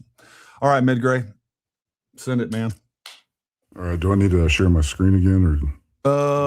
Let me see. Did you unshare it? Did you pull it down? Nope. I think you're still down here. Hold on. I got you. Let me add that. There you go. All right. All good now? Yep. All good. Okay. All right. So yeah, let's, I think we're right around frame 508. And again, for the viewers at home, we're just analyzing frames 506 to 510 of Cup Keller's video. This is img_2201.mov. And so, you know, again, to recap on frame 508, we see the necklace snap at this point. And then on the next frame, 509, or sorry, 508, we can't tell if it snapped yet or not at this point, technically, because of the motion blur. Sure. But here we can see a clear delineation here. I'll turn the filter on to really just accentuate what we're seeing here. And let me turn that filter off. And then what I'm going to do is show the TVL1 optical flow test results. And we can see a lot more movement here between these two frames. So again, what we're seeing here, and if I kind of go back and forth, we've got our helpful interpretation guide over here. We can see that the head is still, we still have some left movement, okay? Yep. And right here as well, it's pretty high magnitude. We do have some new purple movement coming up as well. So we've gone from, you know, a chin down to a chin up movement here, and we're you know, seeing a lot more of that. We're also just kind of seeing more evidence of that shock wave, and that we're actually getting some right as well on the head here now, and some right forward as well on this side. And this is also, I just want to highlight that this is the first time that we see, you know, so if we're looking from the front side, this is the first time that we see the, you know, that shot up on Charlie's left side of, you know, what we would conclude is the pendant, the cross necklace, shooting up on that side. So this is the first frame that we're seeing where we actually get a lot of, you know, upward momentum here and movement. Got it. Okay. And then again, we start to see his arm as well start to move on upward. This. Yeah, upward. And we'll go here. Okay, and then 509. So we've got the snap of the necklace, and then we're going to go to 510. And this is, at this point, we can still see the magnet on the mic, which is still on his right side, by the way. So it's still here. And we can see the necklace fly up farther. We can see the head expand.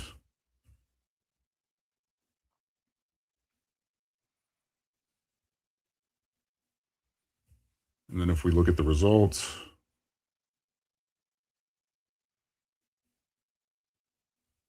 I'll try to keep it there because that's a little bit easier to see. So we see a lot more, you know, rippling in the shirt. You know, when you get this kind of multicolored result, you know, there's just a lot of different motion, you know, going on. And then we also see, we're still seeing some left motion as well. And in terms of the highest magnitude, we're also seeing the shirt collar going up as well.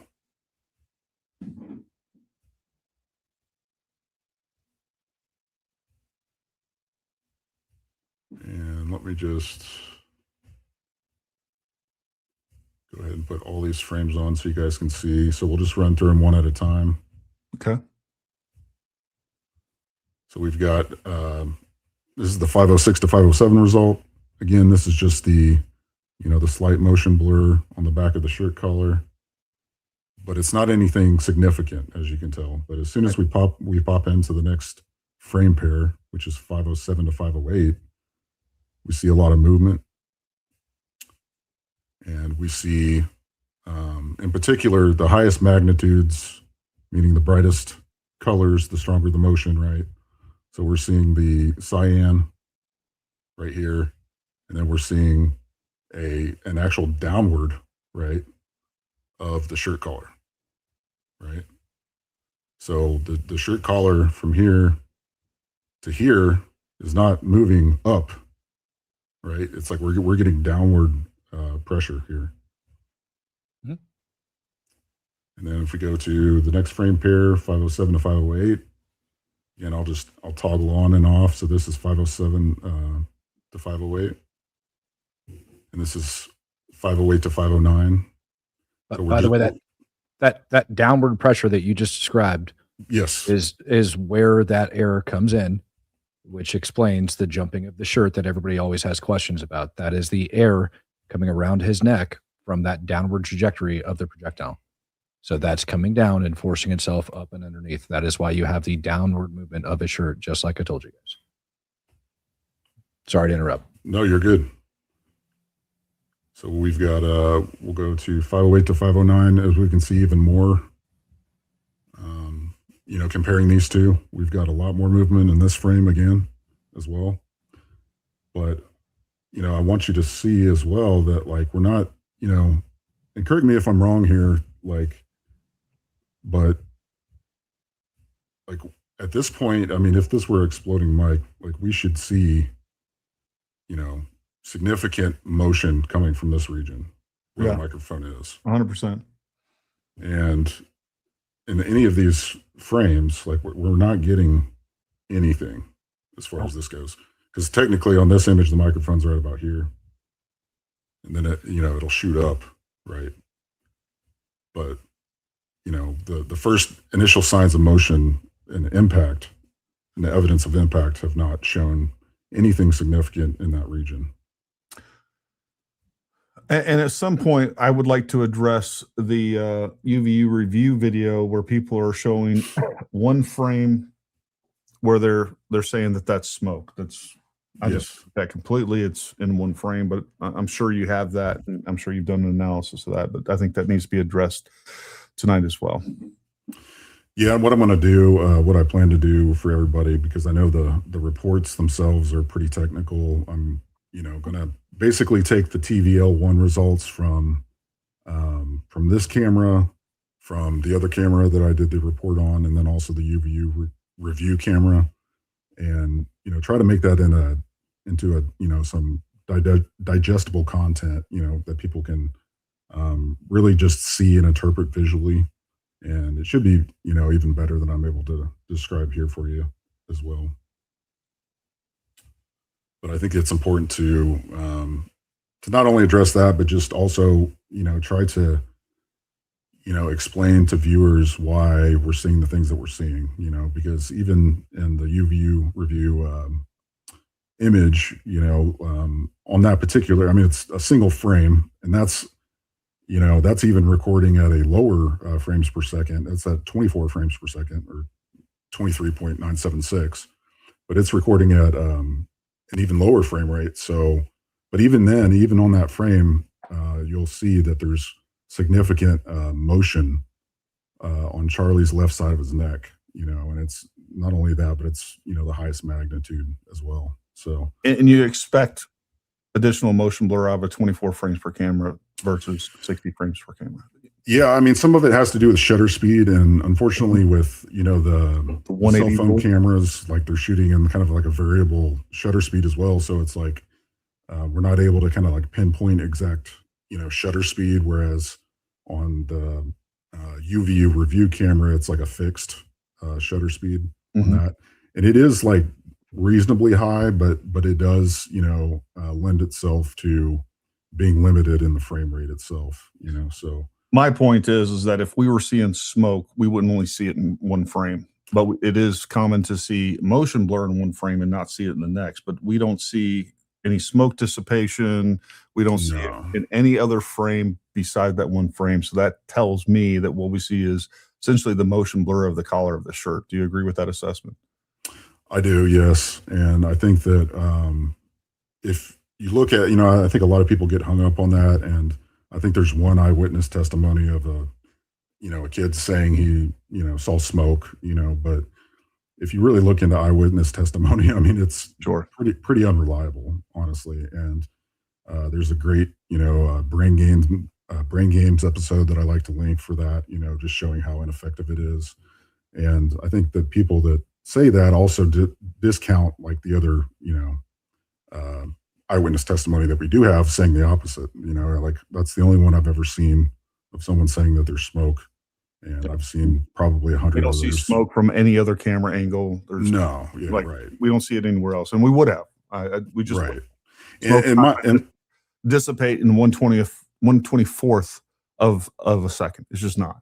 right. And also if you take a look at that frame, I mean, it's my theory that if you look at where that blur is, it's technically like, the motion where the magnet and the mic are moving the next frame, like that's the exact location, right? So it makes sense, in my mind that that mass generated just created that motion blur, and that's why it's not necessarily it's more pronounced in that specific area of the shirt collar than anywhere else, if that makes sense. No, it makes perfect sense. Midgray, that was pretty comprehensive. Do you have anything else that you're wanting to show us through this? I know you're wanting to go through these photos. No, I think that's it. I know that you guys wanted to take a look at this one in particular on this other test. If you guys want to talk about that in particular, as far as the C2. Yeah, go ahead, Matt. I think you were wanting to talk about this specifically. Yeah, you want me to talk about the C2? Yep, Because go it was, I believe it was you that told me that it was a leaked autopsy that they ended up getting that from.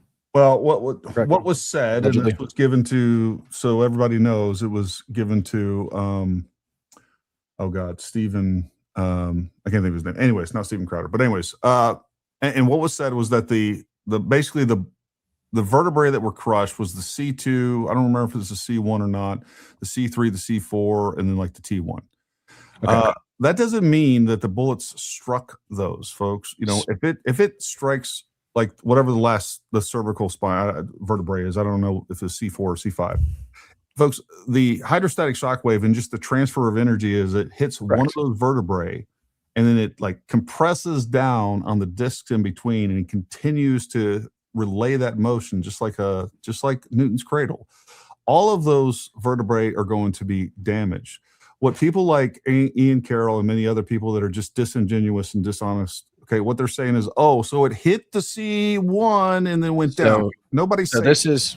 So first of all, this is the statement from Andrew Colbett over at TPUSA. He said, and I quote, "This came from September 20th of 25. Yep. I just spoke with the surgeon who worked on Charlie in the hospital. He said the bullet obviously should have gone through, but it didn't go through. Charlie's body stopped it. His bone was so healthy and the density was so impressive that he's like the man of steel. It should have just gone through and through. In the end, the coroner did not find the bullet just beneath the skin.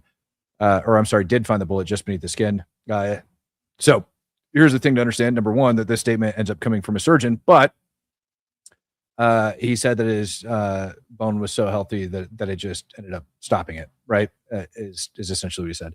So we take a look at these two, and if what you said was, was it Stephen Crowder? Stephen Crowder allegedly. No, it was Stephen Gardner. I'm sorry, Stephen Gardner. Yeah. Okay, so Stephen Gardner allegedly ended up getting it, and then that particular frame that he has, if you put it up there, ends up showing that bulging that ends up going out in the back. And this goes into the terminal ballistics that I just ended up explaining to Ian Carroll. And I actually have a good link here that I'll end up putting up on my screen in just a sec to save you some trouble over there. Anyways, so yeah, here you have that little yellow arrow that bulges out. Took this and I ended up going ahead and paying for like super rack heavy. ended up giving it different images and asked it to just go ahead and, align with where the spinal column essentially would be with this. And it does put that bulge, essentially somewhere in that vicinity when you end up taking a look at it, which kind of lines up, which has people, questioning if, this ended up striking down below his Adam's apple. People are wondering, well, how does it go up and impact and do those different things? And there's several different explanations that actually go into that, which I'll go ahead and break down here for those of that aren't familiar with terminal ballistics and how they work. I just explained a minute ago, and this is a pretty decent diagram. Give me a sec while I pull this up. That kind of shows how bullets yaw depending on how they impact. There's a common misconception, I think, that projectiles just kind of do whatever trajectory they're on. They're gonna stay on that particular trajectory, and that's not the case. Depending on how the angle goes in, and most people are familiar with shooting through, well, maybe not, but know that when you shoot through a windshield, when you're standing in front of it and you're shooting dead on at like a 90-degree angle, that projectile is actually going to drop almost like 8 to 12 inches before it ends up reaching the driver, and that's because of the angle of that windshield, right? And that projectile passing Which through. is And counterintuitive to what the angle looks. It goes, it's counterintuitive. People think that the round is going to skip upward because we have a windshield that's angling away from us. Mm-hmm. Yeah. But the thing is it doesn't. It ends up going down, and again, it has to do with like the different physics and how different things actually end up impacting, et cetera, et cetera, et cetera. So that bullet, as it's being stabilized in flight, and again, I completely understated these things, but this is a pretty good example here of you have this projectile that is traveling upwards, as it goes and enters into this thing, and then all of a sudden you end up seeing it traveling down. That's typically what ends up happening, and this is how physics tends to work, because you have how do I want to say this? Force that ends up acting on it, right? And so that force and that momentum as it's traveling forward, depending on how it ends up impacting it, is how it goes. And I tell people all the time, they could play this game with several different things, and we could overemphasize it by, taking this remote. If I have this remote that ends up coming up and striking the tip of my finger here with evenly applied pressure, you guys can see how it just starts to rotate and go through that. So this is, again, extremely oversimplified. Coming forward, I'm not lifting it. That's just applying the same energy as it goes forward because it's met resistance. And so in this case, we have the tip that's actually coming in, and you're going to have this top half that is going to impact first, which then creates that yaw. Now, as that goes in, it's going to obviously hit different muscle density, tissue, et cetera, bones, frickin' ligaments, all of these other things. And those create different forms of resistance, which then cause that projectile to tumble. So I'm not saying it's made a big change in direction and all of a sudden just started working its way up. I'm saying that begins to start the tumbling process with inside the tissue, which then becomes extremely unpredictable because of all of the different things that ends up flying through.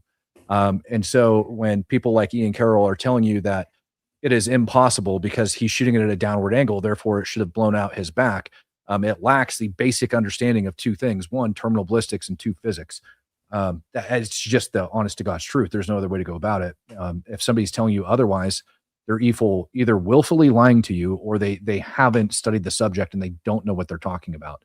And there's only certain things that are very, very predictable, that goes into terminal ballistics. And I mean, very, very few exceptions. And those are things that you have to shoot, study, practice. And even then, it's not going to be exact, and you got to have limited distance in order to get the effects that you want. And the other thing that people don't realize is that all bullets are yawing. All right, they don't fly just perfectly straight like this, folks. It's not what they do. They're always yawing, and some more extreme than others. And that's another thing that we don't know about this projectile. Was it properly stabilized? So as the bullet flies through the air, it is doing this. That's what it's doing. Now, if it's not stabilized, it could be doing that at a much more extreme rate. It could still hit the target, or even worse, it could be tumbling, right? So we don't know those things. So depending on how that bullet was yawing when it hit is also determinative. And these bullets are spinning at like, I don't know, they're over 100,000 RPMs. I mean, it's crazy how fast these bullets spin. And so depending on how it's yawing, and that's the other thing too, can you replicate this? I don't know, can you hit that target, a target like Charlie Kirk? Number one, you got to have an analog that's representative of what's going on. But you could fire 10,000 rounds and you're going to get slightly different results in the exact same medium every single time, because you can't replicate the exact moment that it impacts with the exact angle of yaw that's taking place at the same time. So, we don't know with that. But what we can tell you is that a lot of people are leaving a lot of this information out. And just like Matt said, some of it's willful and some of it's just out of ignorance. And a lot of it is Dunning-Kruger too. Like, oh, I know how this works. Bullets fly this way. You can't, no, that's not how this works. And there's too many variables to calculate. And these are very difficult, if not almost impossible to replicate to some extent. Right. It's just the truth. Mm-hmm. Yeah, and it blows some people's minds. It's like physics is freaking wild. It's insane. I'm trying to remember the name of the show that Mid-Gray just mentioned a little bit ago. That's really, really good. Brain Games. Things that people think are intuitive and would work one way absolutely do not. And it happens all the dang time. And ballistics, I think, is one of those things that people just don't understand. They don't comprehend. It does take a lot of studying. There's mastery. There's different things that happen that people don't explain. It's ballistics theory, not ballistics facts. There are some things that we know about it that are facts, but it's the same thing when it goes down to explosives. There's some things that are facts, but we also have the theories behind how everything works, because these things are happening, so fast. They're high kinetic energy events that are not extremely unpredictable. We can predict certain things about them, but you still get anomalies that end up happening all the time. Yeah. A high speed event and a high speed, high speed and high energy event that is very hard to see exactly what was happening. And just like something that Mid-Gray pointed out earlier, guess what, folks? If we had a 10,000, 20,000, 50,000 frame per second camera on Charlie at that moment, we would have a lot more information than we have. We'd actually be able to tell what caliber the bullet is. So let's go to some questions real quick, and then we'll hit some super chats here on YouTube, and then we'll get to everybody that are patiently waiting with their hands up. Their hands are probably turning blue over in the X space. It's pretty obvious it's not a directed charge. In your gent's opinion, what do you think really happened? What do you think happened, Matt? And I'll follow up with what I think happened. Exactly what I just described. He got shot in the neck. The projectile began to yaw and tumble, and cause results that are going to come out at trial during all of the evidence that gets laid out. Those projectiles are very unpredictable, particularly in the terminal ballistics flight. And as you pointed out, MLK is a great example. 30-06 shot right in the freaking jawbone, doesn't exit. Yeah, and hit his spine and doesn't exit. And that's one of the things. Look, I think there's something in particular about hitting the human spine and it not exiting, because all four people that I just talked about, Charlie Kirk, Martin Luther King, Chuck Ritter, and Shane Hill. Look up Shane Hill. It was just another example I found the other day. All these people, the rounds hit their spine and they have no exit wound. I didn't know Chuck's hit his spine though. That's crazy. Yeah. Wow. Did. And I think you also have to take into account just, Charlie was a young, healthy individual, a big guy. I know you had mentioned MLK, but it's like, Charlie wasn't a drinker, he was a very healthy guy. He had probably a fair, large amount of bone mass density, more so than MLK. And I think that's also something that people don't take into account. I agree. And I hate people like, oh, they said he had, steel bones and a steel spine and super. Folks, you never heard of a freaking, like they were just talking. Like, it's just a whatever a speech. Like, they were just sitting there saying, hey, they're trying, like, oh God, thank God nothing went through them. They weren't sitting there trying to tell you that factually it just didn't go through him because he had a steel. You guys act like that's some sort of technical analysis or something. And also that's a surgeon who likely doesn't have an understanding fully of terminal ballistics and how all these things work. Like he just doesn't. Agreed. And honestly, if you took that surgeon, let's say he even had a basic understanding, and you were to ask that surgeon or any surgeon, that's a trauma surgeon that's dealt with gunshot wounds over and over, they will tell you that these wounds are pretty damn unpredictable in what ends up happening with them and how they end up coming out. So when people try to, throw that stuff out there, and provide this drastic imagery without a scientific explanation and just saying it's common sense. No, it's not. There's actually science that goes into all of this that has been studied over time. And there's a lot of things that we do know about this.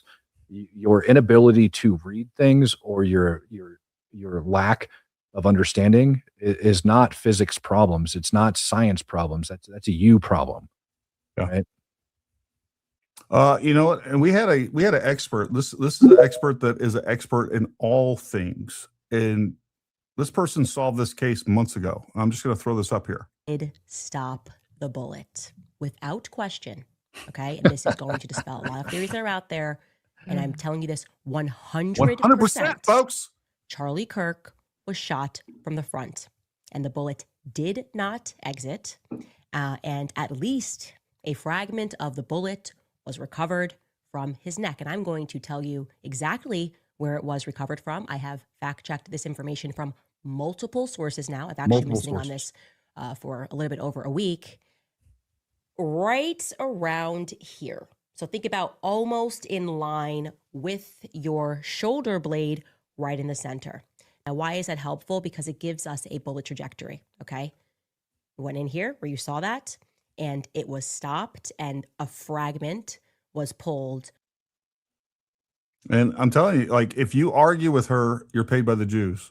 I mean, that is definitive, 100% confirmed by multiple sources. You're paid by the Jews if you disagree. So Candace is paid by Jews. Go ahead, buddy. You got your hand up. Well, first of all, I argue with her all the time, and I just want to know that if the Jews are trying to pay me, I think they got the account number screwed up. I haven't get money yet. I'd really like to fix that. Whichever my Israeli handlers is assigned to me, let me know. Them BB Reach bucks. out, and I'll get You gotta that. get them BB bucks. Yeah, join the club. Yeah, I'll get that straightened out. But no, honestly, like we were talking about the multiple vertebrae being damaged. Yeah. In addition to hydrostatic shock, you also have look, the rapid expansion that we saw is indicative of something slowing down really, really fast. If that thing's traveling nose forward the whole time, it's probably going to, produce a pass through.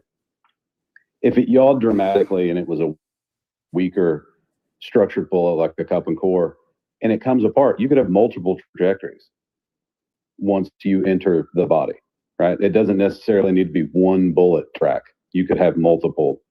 We don't know, right? But there very well could be. So, I know that I think there was a report that came out that they couldn't, do a lot of ballistic identification, and that could be because the copper jacket just got disintegrated, and that's where the rifle marks would be. So, if you got pieces of rifling, or your pieces of copper jacket, pieces of lead, you could have almost like a shotgun pattern of debris flying through Charlie's body. So you got to think about that as well. Yeah, it's not just one track. Looking at X-rays, they call it lead snow, where the bullet has fragmented to the point to where it's just fragments left. And I agree. And I'm going to call it now. Here's my prediction.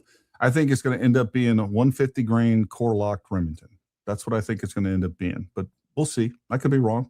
Really doesn't matter. I'm sure that's not what MLK was shot with. And that's the other thing too. That I brought this up the other night on a space. It's like MLK was shot from 65 yards away. Charlie Kirk was shot from 138 yards away. So almost half the distance MLK was shot with. So we have a significant amount more energy. But what we don't know, do you know what the muzzle velocity of MLK versus Charlie Kirk? It could have started off slower. Do you know what type of round that we have MLK versus Charlie Kirk? We don't. Do we know if that round was stabilized correctly? We don't. So there's plenty of factors. We already start off at a deficit with Charlie Kirk. It's already going to be more energy if it was the exact same round. But we could have also had a round that was moving slower as far as muzzle velocity. We don't know that. It could be a round that was specifically designed to fragment quicker. So that's where we're at with all this. And, just based on that, and it not hitting Charlie Kirk in the mandible and still not having an exit wound, we would expect a less chance of having an exit wound with Charlie Kirk just based on twice the distance, because there's going to be less energy. John, go ahead, buddy. Keep it. I was going to say that when you was talking about Stephen Gardner earlier. Yep. I remember I followed him from not long after when this happened. But anyway, he said that Kevin Colvett told him that that they had the bullet, but Stephen said he didn't say what kind of bullet. He just said the bullet. But then in April, it come out it was inconclusive, that it fragmented so bad. But the way they made it sound back then, Kevin, that they actually had a bullet. Well, but then all of a sudden now we don't know what kind of bullet. They do have bullet. They do have the bullet. It's just fragmented. I don't see like that's a difference without distinction in my opinion. But they knew they had the bullet, and they knew early on that it was a 30 caliber round right from the ME, by the way. So that was other information that wasn't released till later on. So take that for what it is. I see your point, but let me hit a couple super chats real quick. Why is defense trying to ban cameras if he's innocent? I mean, it's a great question. Why is his defense not saying that, or using some of the defenses that we've even heard tonight? And we definitely don't hear the defense saying that, actually it was an exploding microphone and there was burn marks in his body. They do have access to the medical examiner's report. We haven't heard any of these crazy theories, whether it was from the time he was actually taken in, that it was actually at 6:20. He got interrogated at 6:25 on the 11th, which is total horseshit. We haven't heard them say any of these things, and there's a reason for that. And I know many of you are going to conclude it's because the defense is in on it. Or maybe you just don't know what you're talking about and you got the facts incorrect. And by the way, if you look at what the facts actually say, the reports actually say, other people have provided statements, stuff isn't that hard to clear up. You don't want to see the truth. And that's fine. You're welcome to do that. If the defense was in on it, then why did they try to remove the entire prosecution team? Yeah. And here's the thing. If this is some big conspiracy and everything that the Fed slop, forget about the pod slop, because the pod slop's a whole lot worse than the Fed slop. But if they would just wanted to put a nice little bow on this, why didn't the ATF just say, the bullet matched perfectly?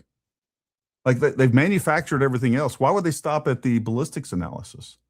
Why wouldn't they just say, yep, matched perfectly? They could have shot around into some ballistic gel or some other medium, recovered it, and then it gave us all the pieces like, yep, the tooling marks match perfectly, case closed, done. That's what I would have done. Rage Bronson. Matt, you said mean things to me on X and hurt my feelings. I demand an apology. Happy 4th to all you great Americans. I probably said mean things to you on X because you're acting like a retard. So stop saying and doing retarded things and I'll stop being mean to you. Paramount, would it be possible to try to replicate the alleged mic explosion to show how absurd it is? I imagine it would be quite dangerous to try, but I'm not an explosive guy. Like you can, and I was thinking about doing that. Here's the problem. You have to get permission from the ATF. You're now building an explosive destructive device. That's a Form 1. You have to send in the paperwork for that, get permission to do it. And I was having a little bit of this discussion with Matt. It's like, it's already proven it's BS. Physics proves it's BS. The more you go down this rabbit hole and provide these additional technical, like, I think you're just getting sucked into an argument that's dumb to begin with. I said this on I love that Candace Owens has went down the exploding mic theory. She's been full of bullshit this entire time. She's jumped from one thing to the next and the next. And it was the French, it was tunnels, it was Masons, it was the Freemasons, it was the French put a hit on her. It actually, the round came up from below. And the reason that you can abandon one theory after pitching it with such confidence is because it was never grounded in evidence. You had nothing. And all she does is she produces anonymous sources providing you unverifiable information. And then people believe it. But this is verifiable. Like, it didn't happen because physics says it didn't happen. There's no way that you can just say, I mean, there's no equal and opposite reaction. There's no burn marks. What'd you say? 4,000 degrees, Matt? Over 4,000 degrees. The shirt didn't burn. I feel like it's like 4,300 or something. Let me go double check. I don't know. It could be 1 billion degrees. Doesn't matter. It's freaking hot. It could be 1,000 degrees. That tiny little thin shirt, no damage, no burn marks, no scorch marks, no nothing, no burn marks on Charlie's body. Come on. So, and again, going back 3 months ago when I was constantly having Blake Bednar's, and Blake, if you want to come up here and talk about the now that you've moved to the necklace theory, I don't know if you're in the space or not, but feel free to jump in here and talk about this. But, back when Blake Bednar's was pushing this theory, even I was like, Blake, this is such a dumb theory that Candace Owens hasn't jumped on it. And my God, she jumped on it. So that's where we're at with that. Great. I anticipated it. Yeah, you know, I thought she was going to be at least smart enough to stay away from this.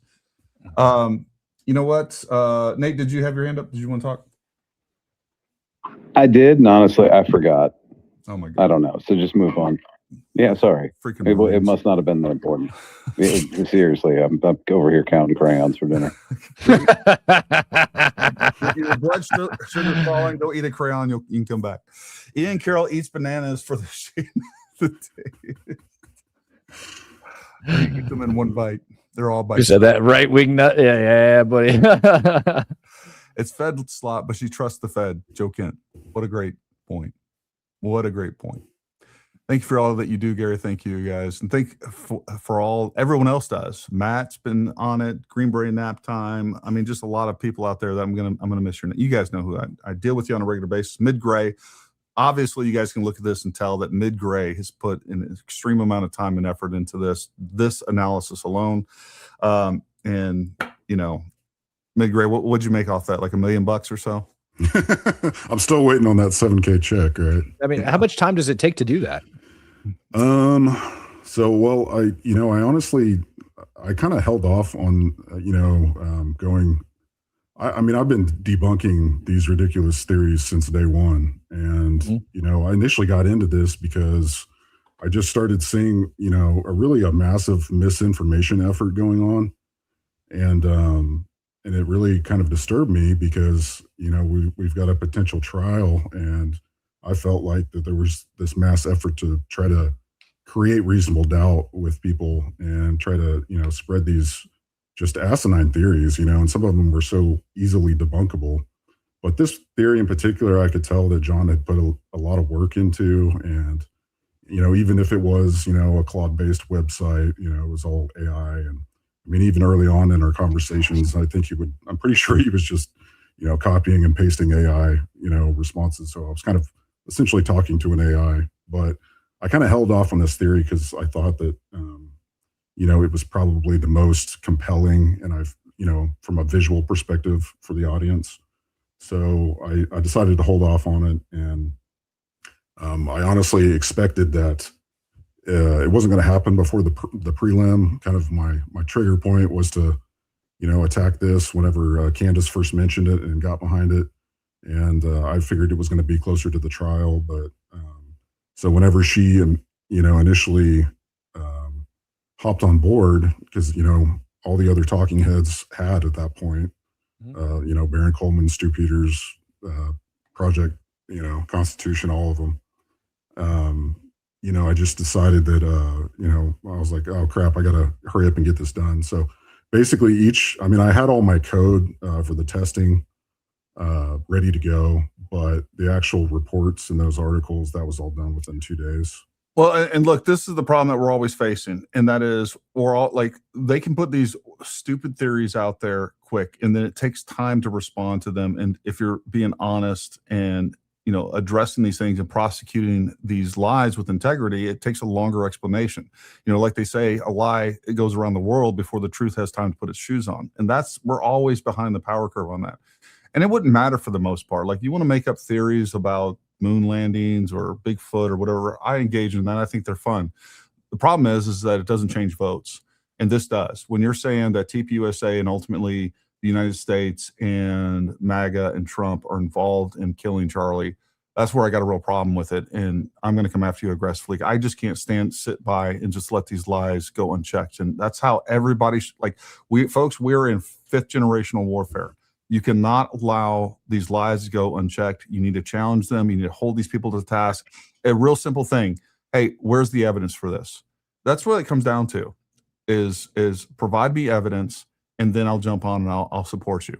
And if we had evidence for any of this stuff, I would be 100% on board with Candace Owens supporting her, or anybody else put out this information. But when you constantly accuse people of the most horrific things without evidence, it's a real problem. And that's why she's getting sued and why she's going to lose her lawsuit, by the way. We'll throw this up here. It was a DEW that was used by the CIA military intel. He was a threat to the system. He wouldn't take the Jew coin, join the club, mess with the bull, get the horns. So they offer the money, take the money. Yeah, we got no evidence for that. And I know that loves to be pushed So around. directed energy weapons don't blast holes in nets. Yeah. Just FYI. Yeah, exactly. Matt, off topic for you. Son is in a call with someone in Kiev. Ammo dump was just hit in town, 21:30 Eastern time. People can't evacuate due to an ongoing attack and falling debris. They're having trouble breathing. Jeez.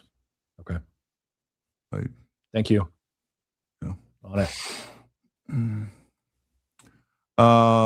Thank you, Sky God, for gifting 20 Speak the Truth memberships for Matt. Way to go. Would the fact that it was a cold bore shot have any effect on the behavior of that round? If so, what? Yeah. So, I mean, it just depends on the gun. I mean, when we're talking about cold bore, most cold bore shots are predictable, but they're almost always different. Some rifles that I've had, like I get very little cold bore deviation.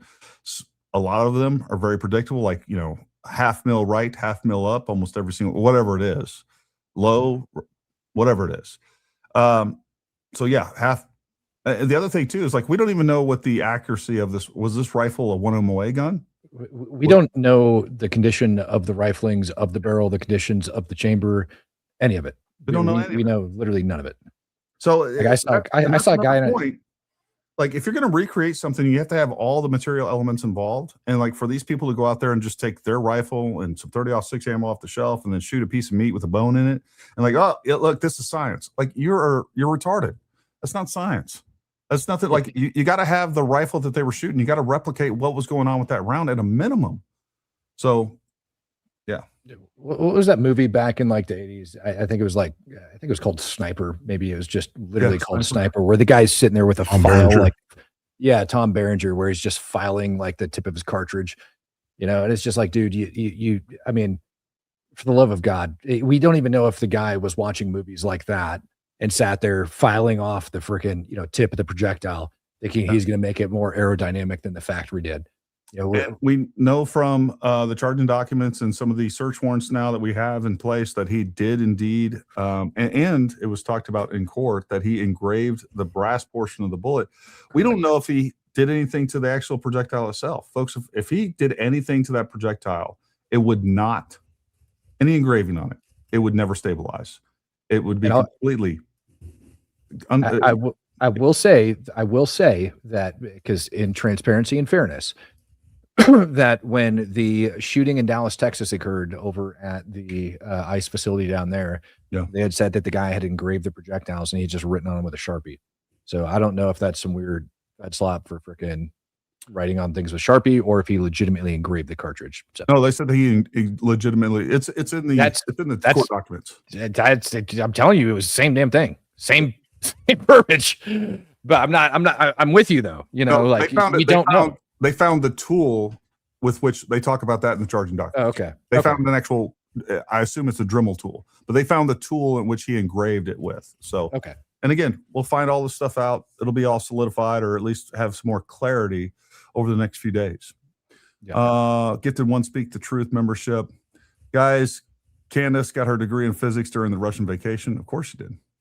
Just hopped on. This is for Nate to have a panel box next stream. Sorry, didn't make the cut. Thanks, Nate. For the panel, peanut butter on French toast or nah? Yes, every time.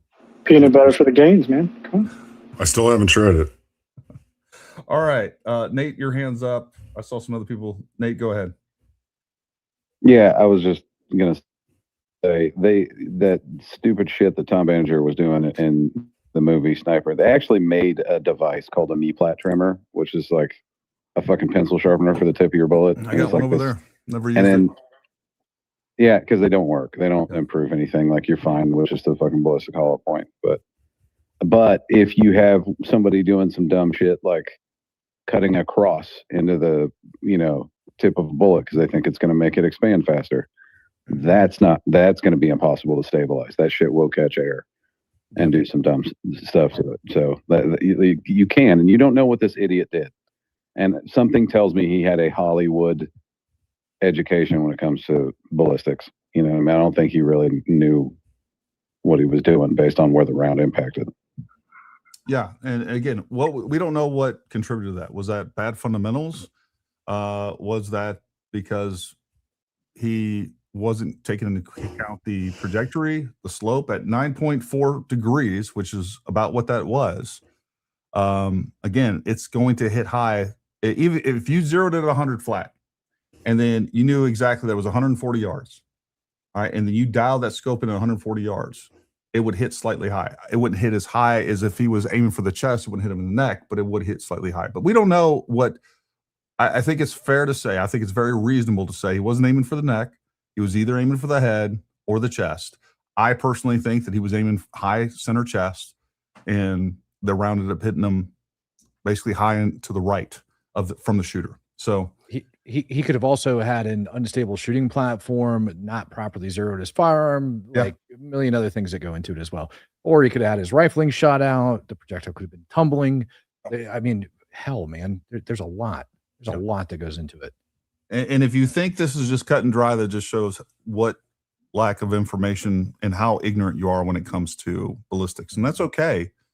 But, you know, when Matt and I and many other people that are subject matter experts in this try to explain to you what's going on, you know, when you come back and you're like, no, that's not what well, fine. You know, it is. What it is. Sean, go ahead. Yeah, I was just curious, Gary, and you may have talked about this before. Have you helped your audience kind of understand why the FBI in general was involved in this case once the local authorities literally went to them and asked them in the first place? Because you may have gone over this several times. I'm not sure. Yeah, I've talked about that. I'm sure Matt and other people, I know a lot of other people have too. Look, at the end of the day, number one, with a high profile case like this, and especially somebody that is basically friends with the president, like the FBI is going to come in and at least offer some assistance with this. As I understand, as you mentioned, because it was such a high profile case, I do believe that there was a request. I don't remember where that was.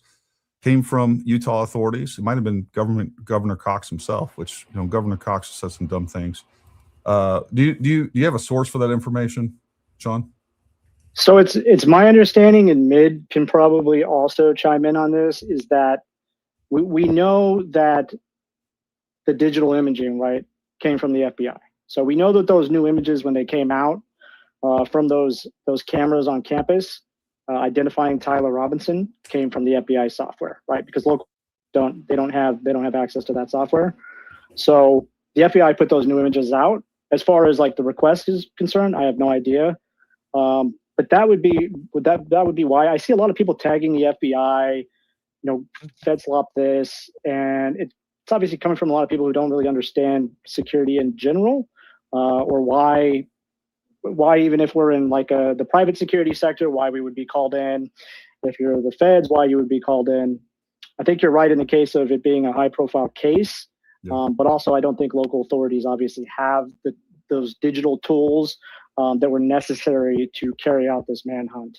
But that doesn't mean that the FBI is the main source of leading this investigation. And I think a lot of people get confused on that. Yeah, no, the state of Utah has jurisdiction over this entire case, and we do see assistance taking place from the FBI. I mean, it's nothing crazy there as far as my opinion. Hope everyone had a spectacular 4th. Gary, please give Magnus a big hug. And Jen, you were awesome. Many thanks. Thanks, Alan. We appreciate you, buddy. Let's see. There's a subsonic 30-06 sold, market as low recoil, 1,100 feet per second. Here's another problem with that, folks. We know that it was a supersonic round. We know it was. There's subsonic 30-06 ammo that you can get, but we know that there was a supersonic event because it has been recorded on multiple devices. We get the boom, then we get a sonic crack, or we get the sonic crack, then the boom. I mean, we know that has taken place. That's not even up for debate. A lot of people were trying to explain this away, saying that there was some sort of ballistics gel block in the back of the SUV, that they had timed the shot just right, and they actually captured the round in the back of the, like, that's total horseshit. Like, you have no evidence for that, none whatsoever. So it would be easier just to put Kevlar on the guy. You know what I mean? I mean, for every weird, fantastic conspiracy that we've heard, there's 1,000 easier ways to do this, including you know, not doing it at UVU for one, you know, so all of these theories They make less sense. They don't pass the smell test. They don't pass the common sense test. And then they have, not only do they not have evidence supporting them, there's so much evidence against them that says it didn't happen.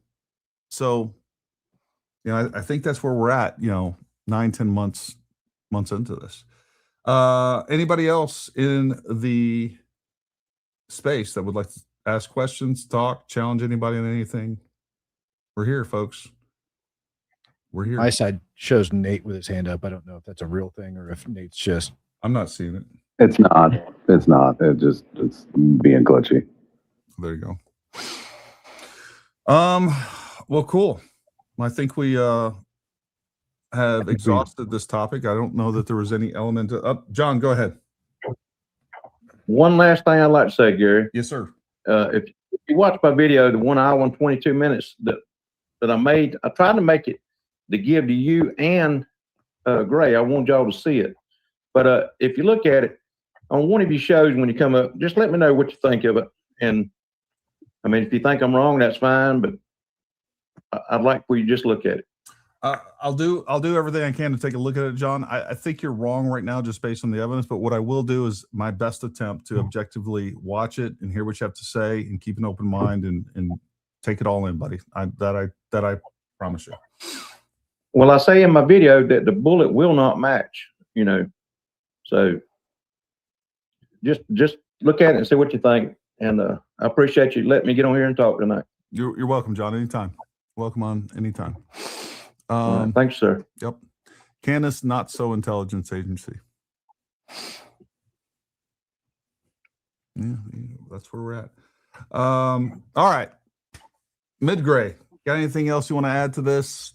Any wisdom? No, I mean, just, the presentation today really focused on the moment of impact itself.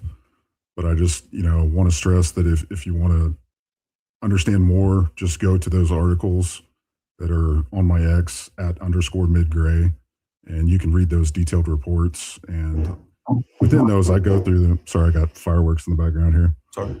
But in those reports, I've got, in particular, the visual and optical flow correlation. And in there, I go over the kinematics from all the actual motion throughout like his body as well, because it's not just the impact itself, but it's actually his body movement that actually is consistent with, a high velocity projectile to the front left neck. So, everything that happens, in these sequences correlates and it adds up. And all 5 tests, nothing came back showing signs or any evidence that supports an exploding mic. So, what it does support is a gunshot wound to the neck. I mean, the rippling of the shirt, I didn't even catch up on that. That rippling of the shirt and that air pressure in particular that's being displaced, showing that on the back of his shirt is actually even more evidence that that's exactly what occurred. The angle that it actually would have like deviated to upon entry is actually additional evidence, even though people think it refutes it. It's not. It's physics that goes into it. There's so much that actually goes into this. It's not even funny, but your video analysis was very key in disproving so much of that, particularly that you had evidence of energy impacting into his neck, right? From a particular direction. You don't get an exploding mic on one side, and energy transfers from front to back, right? Like nothing's going out and hooking around and striking them. That just doesn't occur, especially without any damage to his shirt whatsoever. It's just not going to happen. Yeah, I think your analysis, Mid-Gray, was pretty definitive in debunking any sort of exploding mic. Now, with all that being said, John Bray, if you're watching this or anybody else that wants to take this challenge on and talk, look, we're going to talk to you just like I've been talking to Matt all night. We've been talking to Mid-Gray. We're going to give you free space to say whatever you want, to present anything that you want. We want to do this not only in good faith, but civilly, right? And in friendly, like come talk about it. So don't be afraid to come talk about it. We're not going to hammer you. We'll challenge you on the technical analysis that you've provided so far, but we're not going to treat you in any way uncordially. Nate, go ahead, bud. Cut me off if you don't want to talk about this right now. Go But I ahead. did hear somebody presenting something last night that doesn't have to do with the exploding mic, but it was more about Joe Kent saying, you know, like they were concerned that Joe Kent was not allowed to investigate this. Sure. And I mean, it's a pretty quick discussion. He has no investigative authority whatsoever. Yeah. None. Nope. And I got that from his mouth.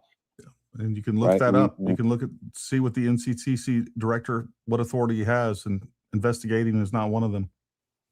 Yeah, he's a report aggregator, essentially. They're a fusion center That's- for when the DIA is producing intelligence, the DIA, the CIA, the FBI, the NSA, and multiple other agencies are producing intelligence. They go through the NCTC, and it is a fusion center to where people can reach out, and they have analysts there trying to figure out who these reports might be helpful for, and they can send out information, and all of those other agencies can reach out to the NCTC and request information too. That's what they do. They're not out there doing field work. Yeah, it's just it's important that people understand that was, for lack of a better term, bullshit from Joe Kent when he said, you know, he should have been given the ability to investigate that. No, he shouldn't, not by his job description. Yeah. Well, we also asked him relying on specifically. that to, yeah, if people are relying on that as an example of why this looks like a conspiracy, it's really not. Well, it's a nothing burger. Here's the big thing about it, Nate. We asked him specifically, do you even have a country or region? And the answer is no. Yeah. So for those of you who don't know, Joe Kent was on a space with Matt and several other people. I've listened to it a couple of times now. They've asked him these questions, and you know, so he doesn't have that authority, and he doesn't even know. And here's the other thing too. Like, he doesn't know what the FBI is doing or is not doing. For him to say that these leads haven't been followed, he doesn't know that. He's not privy to that investigation. Yeah, he's not. He doesn't have that information. So he's talking and dissenting out of his ass. I mean, it's really unfortunate. Like, I respect Joe Kent for his service and his dedication and sacrifice to this country. What he's doing around all this, I think, is quite frankly subversive, including the way that he resigned from his office and made it as public as it was. That's unprofessional. That wouldn't be applauded in any professional environment, much less in a political environment and or a position in the government. Just wouldn't.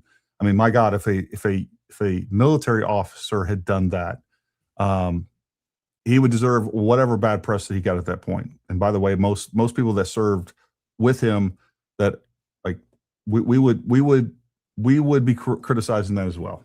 And that's just a fact. Jacob Fra, I don't see the rest. Go ahead, bud. What you got? Yeah, I had like a social, like conspiratorial question. I don't know about bullet logistics or whatever.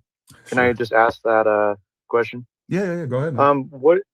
What do you think about Candace Owens claiming Andrew Colvett said to look into, or Mikey McCoy said to look into Andrew Colvett? Do you just brush that aside as a complete lie, or did you hear about that? I have heard about that. Look, I mean, it's very curious to me that every time that Candace presents something, there's no evidence to back it up. And the other thing that I've seen her do is take things out of context and twist them around. So, I mean, what does that mean? Does that mean look into Andrew Colvett for the murder of Charlie Kirk? Does that mean look into Andrew Colvett because, I mean, Mikey's still working with Andrew Colvett. If he was so worried about Andrew Colvett, why hasn't he resigned and then went and talked to somebody? Yeah, that's a good question. When I heard that kind of blew my mind. She would assert that because she would have to approve it. But I'm curious what comes of it. So I was just curious if you heard of that and what your comments were. Yeah. And I mean, today she said that she never said that she, hold on, I'll pull this up. This is relevant. And it just kind of shows you that she's constantly just saying mistruths. And I think at this point, she's gotten to a point to where she no longer even can keep track of her own lies. But look, at the end of it, what she has said with a lot of confidence that she had all this intelligence that the French Foreign Legion were involved in his murder, and she abandoned that. And then like she's went from one thing to the next to the next. And every single time she's convinced her audience that 100% this is what's taking place. But then, you know, she doesn't follow through with that. Let me stop the screen and share this one. This is another example of this exact thing. Let me pull this up. And Gary, I got a 10-minute warning. okay, sounds good. We should be done well before then, inshallah. All right, so what do I have up there? Remove that. There we go. All right, so this is a perfect example. I want to dive into this just a little bit so you know I'm not misrepresenting what she said. So we go to this chick's on the right, and then we go to the original tweet. She said, I would like to add from day one, I've noted you are not very smart. She's talking to Andrew Colvett. You strike me as someone who doesn't conduct his own research. Case in point, you quite literally copy and pasted this tweet from another user, this and that. Let's try this assignment for a third time. I've been making this claim since at least October publicly. Find me one clip or tweet of me asserting that I was told it was $150 million. My story is not, okay, perfect. Well, guess what? We go up here, we go back to this. All right. And here is where she's talking about $150 million. And I know people are going to cope and they're going to come up with all these excuses. I don't understand this. Like, look, if you're following me or Matt or anybody else, please hold us accountable for our BS. All right. If we get something wrong, hold us accountable. And if we don't come out and correct the record you can tell that whether we lied or we just got something wrong, correct the record. And if we don't correct the record, like quit following us. That should be the standard. Like that's just be what it is. But here she is. A source told me, and I would love to get this confirmed, I'm going to find this out, that $150 million was spent on that, and it came from Bibi Netanyahu. A source told me, and I would love. There you go. And I can go through and I can show you lie after lie after lie. She lied through her pants on like she breathed on the Sean Ryan show the other night.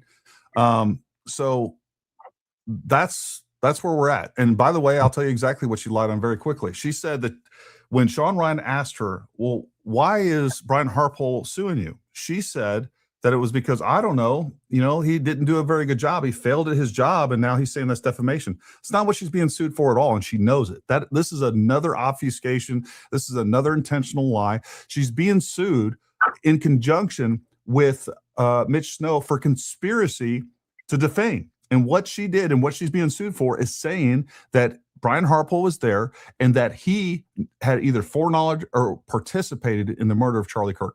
That's what she's being sued for. And that's a freaking lie. And she knew it.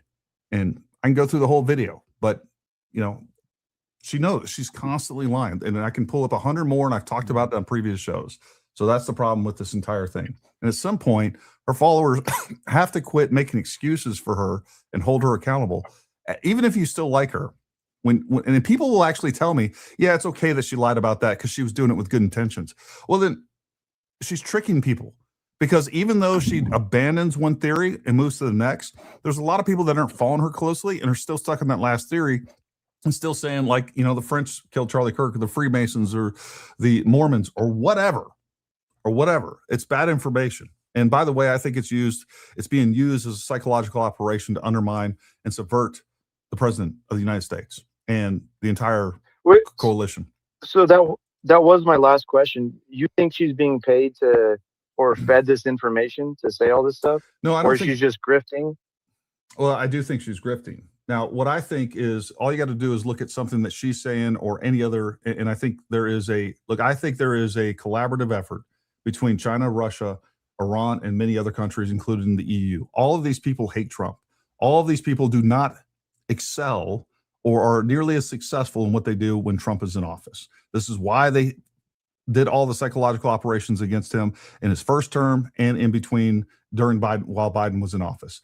I think there is a collaborative effort to push these narratives and boosting Candace Owens and anyone else that is putting out this information. And it just makes sense. They don't have to go in and have this handshake or have these discussions between Putin or Russia or Iran or anybody else. If they're paying for bots, and they do this, we know that they do this. If they're paying for millions of bots to push her narratives, to boost her information, and going in and trying to downplay or to attack any of her opposition, demoralization ops. And that's what we see is going on here. She's getting paid through what she's doing, through views, through sponsorships, through all of these things. And then part of this is if I said, you know what, I really like what Matt's saying, I want to push his message, I can dump $1 million into bots into this, or just 1 million bots. If I have them do that, look, the algorithm is going to pick it up and the algorithm is going to start doing it. So there doesn't have to be this, cabal or this big conspiracy. I think some of these people that are being boosted, like, oh, my content's great, it's just so awesome. No, your content isn't that great. It's being artificially boosted. And then they'll do a video that might not be on message, and suddenly they don't get that support. And it's like, oh, so now the influencer is influenced to go back to whatever content he or she are getting views on. I think this is happening at a scale, and we know it's happening. We know that Iran, China, Russia, are all of these people do these things on a regular basis. I think if you want to see it in real time right now, you can go on Matt's recent post on X. Yeah. It's like 90% calling you Tardio. Yeah. Yeah. So and so this is how you know that it's like bullshit, is you have people that will go on and do those things. And again, you take scientific evidence, you take actual facts, you take actual figures, you take verifiable things, and you publish it, you post it, you put it out there, and you say, listen, this tiny bit of pettin is going to go from, this tiny little size here up to 400 cubic centimeters or 400 cubic inches, right? It's going to expand from this to 400 cubic inches of gas as it's detonating, at a rate of 8,000 plus meters per second and frickin', over 4,000 degrees in temperature. That's just a fact. Yeah. It's just what's going to happen. And instead of coming back with anything of any sustenance, they'll go back, and they'll just go on stupid tirades. You're paid by the Jews, Tardio. Ridiculous. You're paid by Yes. TPUSA. Like, they have no substantive argument to any of these things. And Yes. and while there's no doubt, look, a lot of her support is real, but a lot of it's not. And that goes with a lot of Correct. these creators. It's just a fact. They are useful idiots, most of them. Now, where I think things start getting a little odd is when we've been saying this stuff for months, and now suddenly Candace Owens is going to Russia and goes to the St. Petersburg International Economic Forum. Now we may there's at least evidence of more direct collusion. Well, I so don't know if interesting that enough, for the St. Petersburg Economic Forum, there was, and I posted about it, I'll have to go back and find it. Yeah, she's listed as one of the speakers on there, but there was also a nonprofit organization that's affiliated with the Russian government that also posted her information there. So, when it goes down to doing business with the Russian government, obviously, if you're going to be doing that, you're going to be getting paid by them. You're registering under FARA. There's other ways that people have been skirting around this as of lately, especially since you had RT get sanctioned by the U.S. government. There's different flows of money that they're trying to work that aren't necessarily sanctioned, that don't require you to register under FARA, that, in my opinion, people are using, and you're not going to get any proof out of it. Now, do I have any proof that that's exactly what happened with Candace in this situation? No, I don't. But do I think it's something that our government needs to look into? 100%. Yeah. Go ahead, Sean. Yeah, I'll just add that Candace's sources when it comes to Turning Point USA are 2 to 3 former employees that were let go from the company because of their conduct, like Aubrey, like Mitchell Manley. I won't name the third person because he's not actually out there in the public. You can go on Aubrey's Instagram page. You can see her little apology. You can even see former TPUS employees that she was engaged with when she didn't stand up for them. They're not part of this whole conspiracy thing, but Aubrey is. That was Candace's content, right? That's where she got these old Telegram messages and stuff like that. So these are people that have every reason and motive to not like Turning Point USA, and they're in a position where they see that Candace is making money off this, and they probably want to make money off it as well. Oh, I think look how many thousands of new creators that have jumped on this bandwagon. Look at the explosive growth with so many of these new creators that they went from like 0 followers to even like just 10,000 followers, and they're getting tens of thousands of views. That is not how the Leah files. The Leah files, whether we're talking about the Leah files, we're talking about Baron Coleman or whatever else. Like, there's a lot of folks out there that they have explosive, inorganic growth that has never been seen before. When you have Baron Coleman, he has 300,000 followers, but he regularly gets 400,000 views on just about every single video. Something's up. When you're getting tens of thousands of dollars, and let's say it's completely organic, at a minimum, what you can say is that there is clear motivation there to put this information out. It's money. It's money. And I do think that these influencers are being influenced by people and entities that want to destroy this country. George Soros types, Neville Single operations, Iran, China, all of Europe. Like, you can think whatever you want about Russia, but what you should know, if you don't, you need to do some research on that. Their success is mutually exclusive to our success. If they want to push BRICS, if BRICS becomes the standard globally for the money as opposed to the US dollar, you think $5 gas is bad? Wait till you see $20 gas. Wait till you see a depression in this country that you've never seen before, and we no longer have the financial ability to project power, which is. And let me point this out right now. A lot of wars. Go ahead, Matt. Documented over in Crimea like 2 or 3 days ago, fuel for the Russians has now reached $12.80 plus, like $12.80 a gallon, roughly, for the conversion for the ruble of that day. They have a massive crisis over there. And what's going to end up happening here, this is Matt's prediction, is all of this inorganic crap, the moment Russia begins to collapse, which, make no mistake about it, right now Russia is beginning to collapse. It's all going to fall off. And these people that are on this anti-America tirade that have picked up this grift, people like Max Blumenthal that just went over and visited frickin', Iran.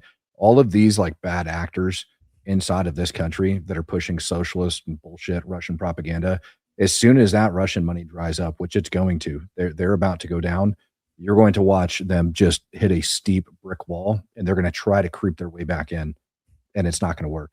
Like, America is not going to forget the crap that they've pushed and the things that they've done. No, you're absolutely right. And another thing you can look at, you guys can look this up for a fact. All right.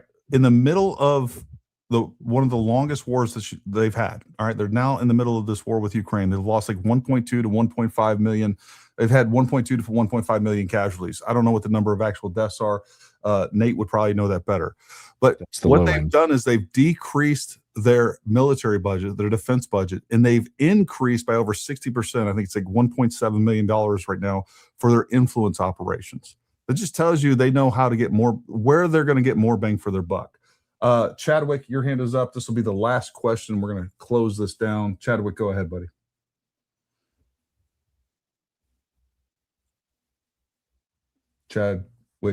Chad something, whatever your name is. Chadwick Sutton. Unmute your mic, bud. While you're figuring that out, I'll cover this last super chat. I got on Candace's podcast super chat and told her I was a Buddhist. She asked for a proverb. I told her a man who keep hand in pocket feel cocky all day. I'm banned. So much for the troll.